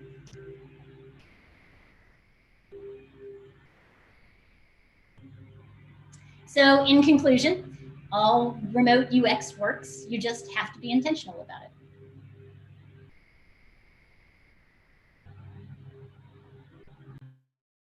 Great. Thanks, Christy. That was amazing. I think we can all really relate to it, given that everybody was kind of forced to go remote. And I think some of the things, especially the one that you said about documenting everything. So we at SignEasy, we were partially remote and distributed, but I think now we feel the importance of documentation when everybody has to be remote, especially the asynchronous documentation that you talked about. So that was wonderful. I think we have a few questions coming in, so maybe I'll just pull some up. So in your vast experience, you worked in, I guess, every kind of setting, right? And of course, now you work in a fully remote setting. Is it harder to ensure coherence and standardization across platforms and projects when everybody is remote? Or how important are design systems and processes in such a setting? Or does the documentation or the kind of forced documentation actually just makes it easier in a remote setting? Yeah, that is such a good question. So look, this is always hard, right? This is probably the hardest thing that all of us deal with.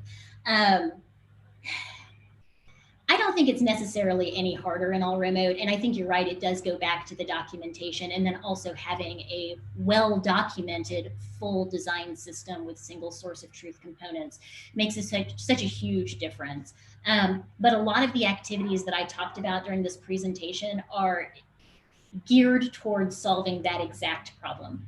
So for example, the UX showcases, just this morning we had a UX showcase and someone presented on a topic, and immediately afterwards someone in Slack said, hey, we're working on something really similar. We really need to talk. And so those are the kinds of things that you have to be intentional about. But I'll be honest, I don't know that it's any harder in all remote than it is in person, just as long as you are being mindful of it. Got it. That makes sense. Great. So Archana has a question here. She says, what was your experience managing UX folks across time and space with different work cultures and practices? How did you overcome those challenges, if any? Yeah, so GitLab's interesting. We have people literally around the world. My UX team is located all over the place. So we have folks in the US and in Europe and in Asia and Australia. You know, it's interesting. I would say the time zones are honestly the hardest part. Culture, not so much. We hire good, kind, compassionate people who like working with other people and get along really well. So for time zones, though, we do have to be mindful about that. So it is not my expectation that if there is a meeting that is at 11 p.m. your time, that you're going to log on for that. That's utterly unreasonable. And this is why we record everything and document everything, is to make sure that, hey, if you can't participate, you still have all the information available to you. That's also why we try to keep meetings as infrequent as possible at the company. And this is company-wide. So anything that we can do without a face-to-face meeting, we do. And then we're also really adamant that asynchronous communication does not require an immediate response. An immediate response is not expected. So if I message someone on Slack at 5 p.m. my time on a Tuesday and it's 10 p.m. their time, I do not expect an answer from them until it's their next working hours. And in fact, if they do respond and I know it's late, I will fuss at them and tell them stop working. So yeah, I think that's the biggest challenge, is just making sure that everyone feels supported and isn't overworking. Yeah, that's a great point. I think especially the empathy and the compassion that you said you should have for everybody, especially your teammates working across time zones. That definitely makes a lot of sense. So Digvijay here has an interesting question. He says, every function involved in product development has certain quantitative measures to track its progress. Sales has numbers, quality has defect numbers. How do you quantify the UX and product design processes in terms of tracking its progress up to expected quality? What a great question. So there is a page in our GitLab handbook that has our UX performance indicators. So just like quality engineering and development have performance indicators, we do too. So you can see all of them. Again, this is available to the world if you're interested. It's interesting. I actually have folks contact me a lot from outside of GitLab and say, hey, I found this. This is interesting. But some of the things that we track right now are our system usability scale score. So once a quarter, we run a SUS survey, and we're benchmarking that over time. We want to make it better over time. Another thing that we track is UX debt. So when a designer designs something and at the end of the design phase, the PM and the designer agree that, yes, this is what we're going to ship. And then it gets into implementation and we start getting close to shipping and realize that some things are going to have to fall off. One, we try to make that a mutual decision, but then two, we open up issues for that so we can track them and go back later and fix them. But I'll be honest with you, this is something that we've struggled with in the past. We watched our UX debt load grow over time, and our average days to close were way too high. So this is something we're really focused on right now, but by tracking it as a metric, it gave us a starting place for a conversation with our product managers and engineering teams around that, because they could see the chart, they could see that the trend was going in the wrong direction. And so now they had incentive to participate with us in driving that down. So we also have metrics around research validation and around technical writing. So we track quite a few different things. Oh, that's interesting. A data-driven UX team, I guess. You make an interesting point about debt, because we see that in tech debt as well as UX debt, and that just piles on. And if you don't address it, I guess at one point, it's like you're staring at this massive backlog of things and nobody knows what to do with it anymore. So it's interesting that if you measure it, I guess you're forced to kind of deal with it. Shushi has a question here. She says, I think it's about the pair designers approach that you talked about. She says, earlier each designer would work individually, but now with pair designers, have you encountered conflicts between, I guess, the pair? And if yes, how did you resolve it? Any example or anecdote would help. Yeah, that's a great question. So something I should clarify is that within the pair, each designer is still responsible for their own scope of work.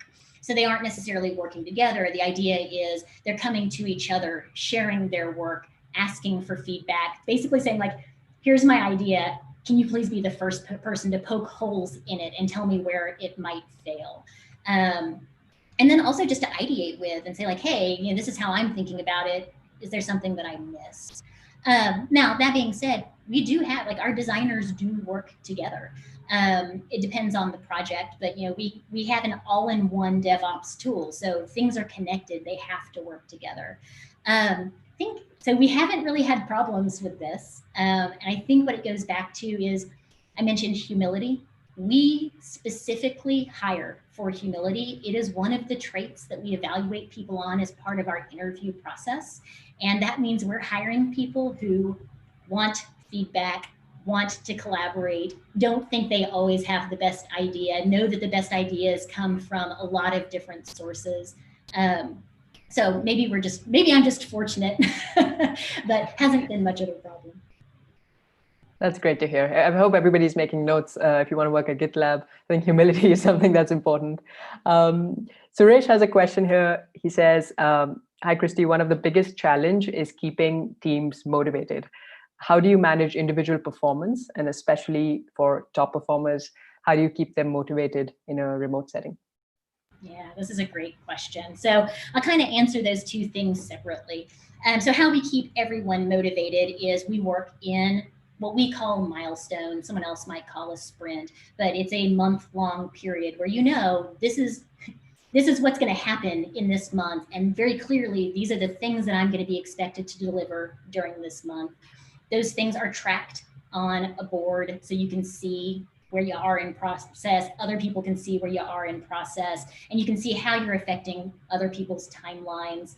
I think that clarity around the rigor around how we manage in that way keeps people motivated, because they know, they can see, oh, I don't have to keep track of this in my head. I know what I'm responsible for.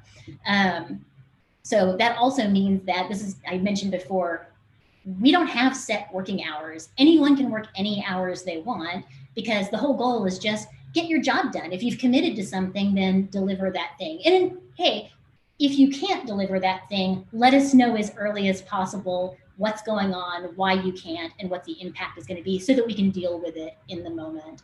And that's been really effective. I'm not going to say that we never miss a deadline or anything like that, but it really is an effective way to do it. Now, motivating top performers, that's a great question. That's kind of different, right? So these are the people who really want to go above and beyond. And yeah, they're always going to get their job done. You don't have to worry about that. What you have to worry about is they're going to start getting bored if they don't have more things to do. And that's where we have a really empowering culture. So if you see something that needs to be fixed, you are fully empowered to go and fix that thing. And that could be anything from spinning up a discussion around it to going in the code base and making the change yourself, because some of the folks on my UX team can do that. I think that freedom to look for the problems yourself. GitLab is not a top-down kind of company. It's, you know, a lot of things come bottom up. We expect it, we welcome it. So giving people the freedom to do that, I think, is really motivating for folks. That's true. I think for every team, every company, people don't really need motivation as long as they have that freedom and they know that they're allowed to make mistakes. But of course, like, you know, they have the freedom to make mistakes, I guess. I think Prabhu has a question here, and this would probably draw upon your experience working with product managers.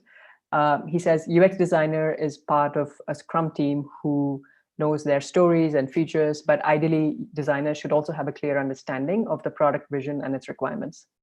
What strategy should a product manager follow to make sure the vision is conveyed? What a great question. So this is one of the big changes that we've made over the past year at GitLab is our product managers and their product designers and their researchers really work hand in hand. So the PM and the designer are a pair. They're doing basically everything together. The researcher is there for the research piece, but they're involved early and often and broadly enough to where they also know what's going on. And so because the PM is involving the designer and the researcher in their thoughts around strategy, they're all working together on problem validation. The PM is included in design ideation and solution validation. You know, they are all generally really on the same page. I will also tell you, though, that GitLab is a deeply complex product. It's very difficult to understand. It's a DevOps tool. So these are not things that designers and researchers and technical writers are necessarily deeply knowledgeable about when they join the company. So there's still a lot for everyone to learn. And that broader context is honestly the hardest thing. So what I have seen is that folks generally have good context about what is happening in their little corner of the world. It's that broader context of what's happening across the entire DevOps lifecycle that can be more challenging. That's where we're doing things like the UX showcase and the pair designers to try and build that knowledge, because that is what's going to make our product much better. Did that answer the question? Makes sense. Got it. So I actually had an interesting question here about when you talk a lot about, of course, the collaboration, right? And you have to build processes around collaboration. Of course, the company's culture also comes in and how it encourages that.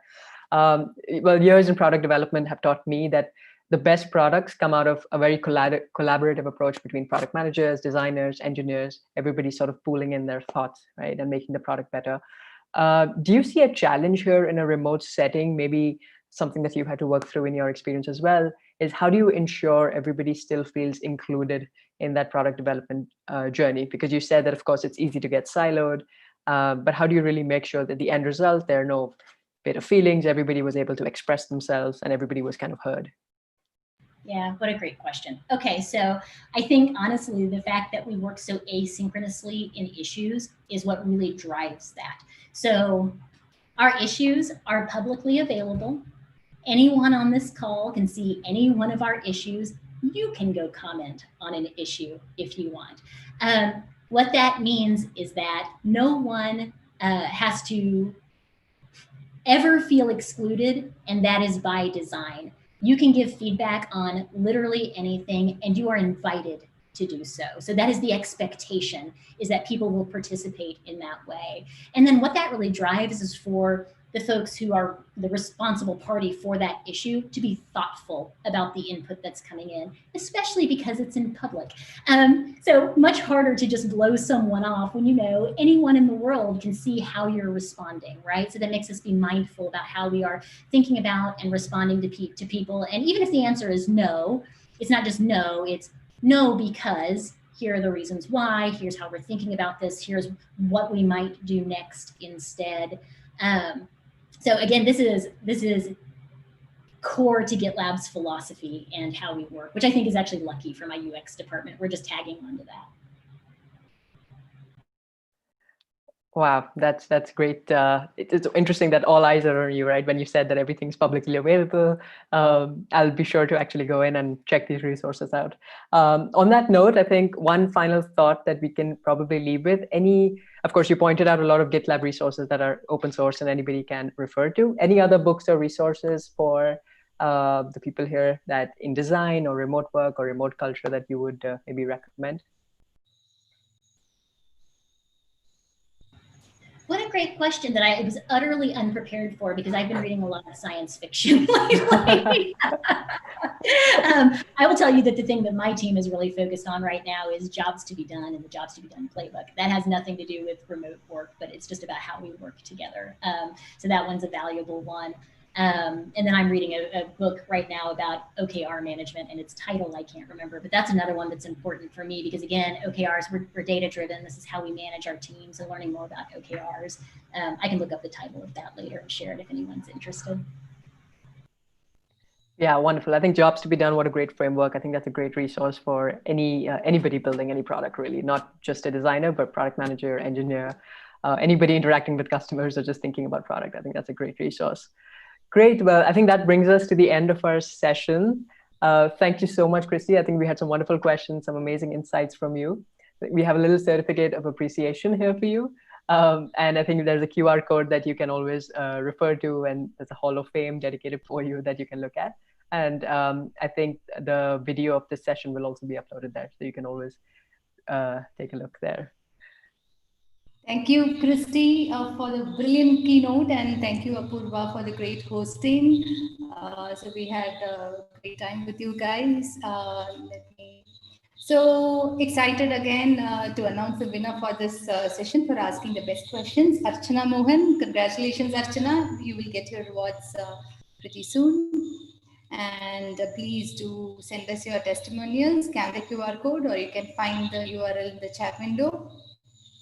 And as we close the session, hope you all had a great experience with us tonight. I take this opportunity to appreciate and thank the speakers and moderators, and of course you attendees on behalf of the Institute of Product Leadership team. We have lined up a great session for you tomorrow also. Please join us sharp at 8 p.m. Thank you. Good night, everyone. We hope to see you tomorrow at 8 p.m.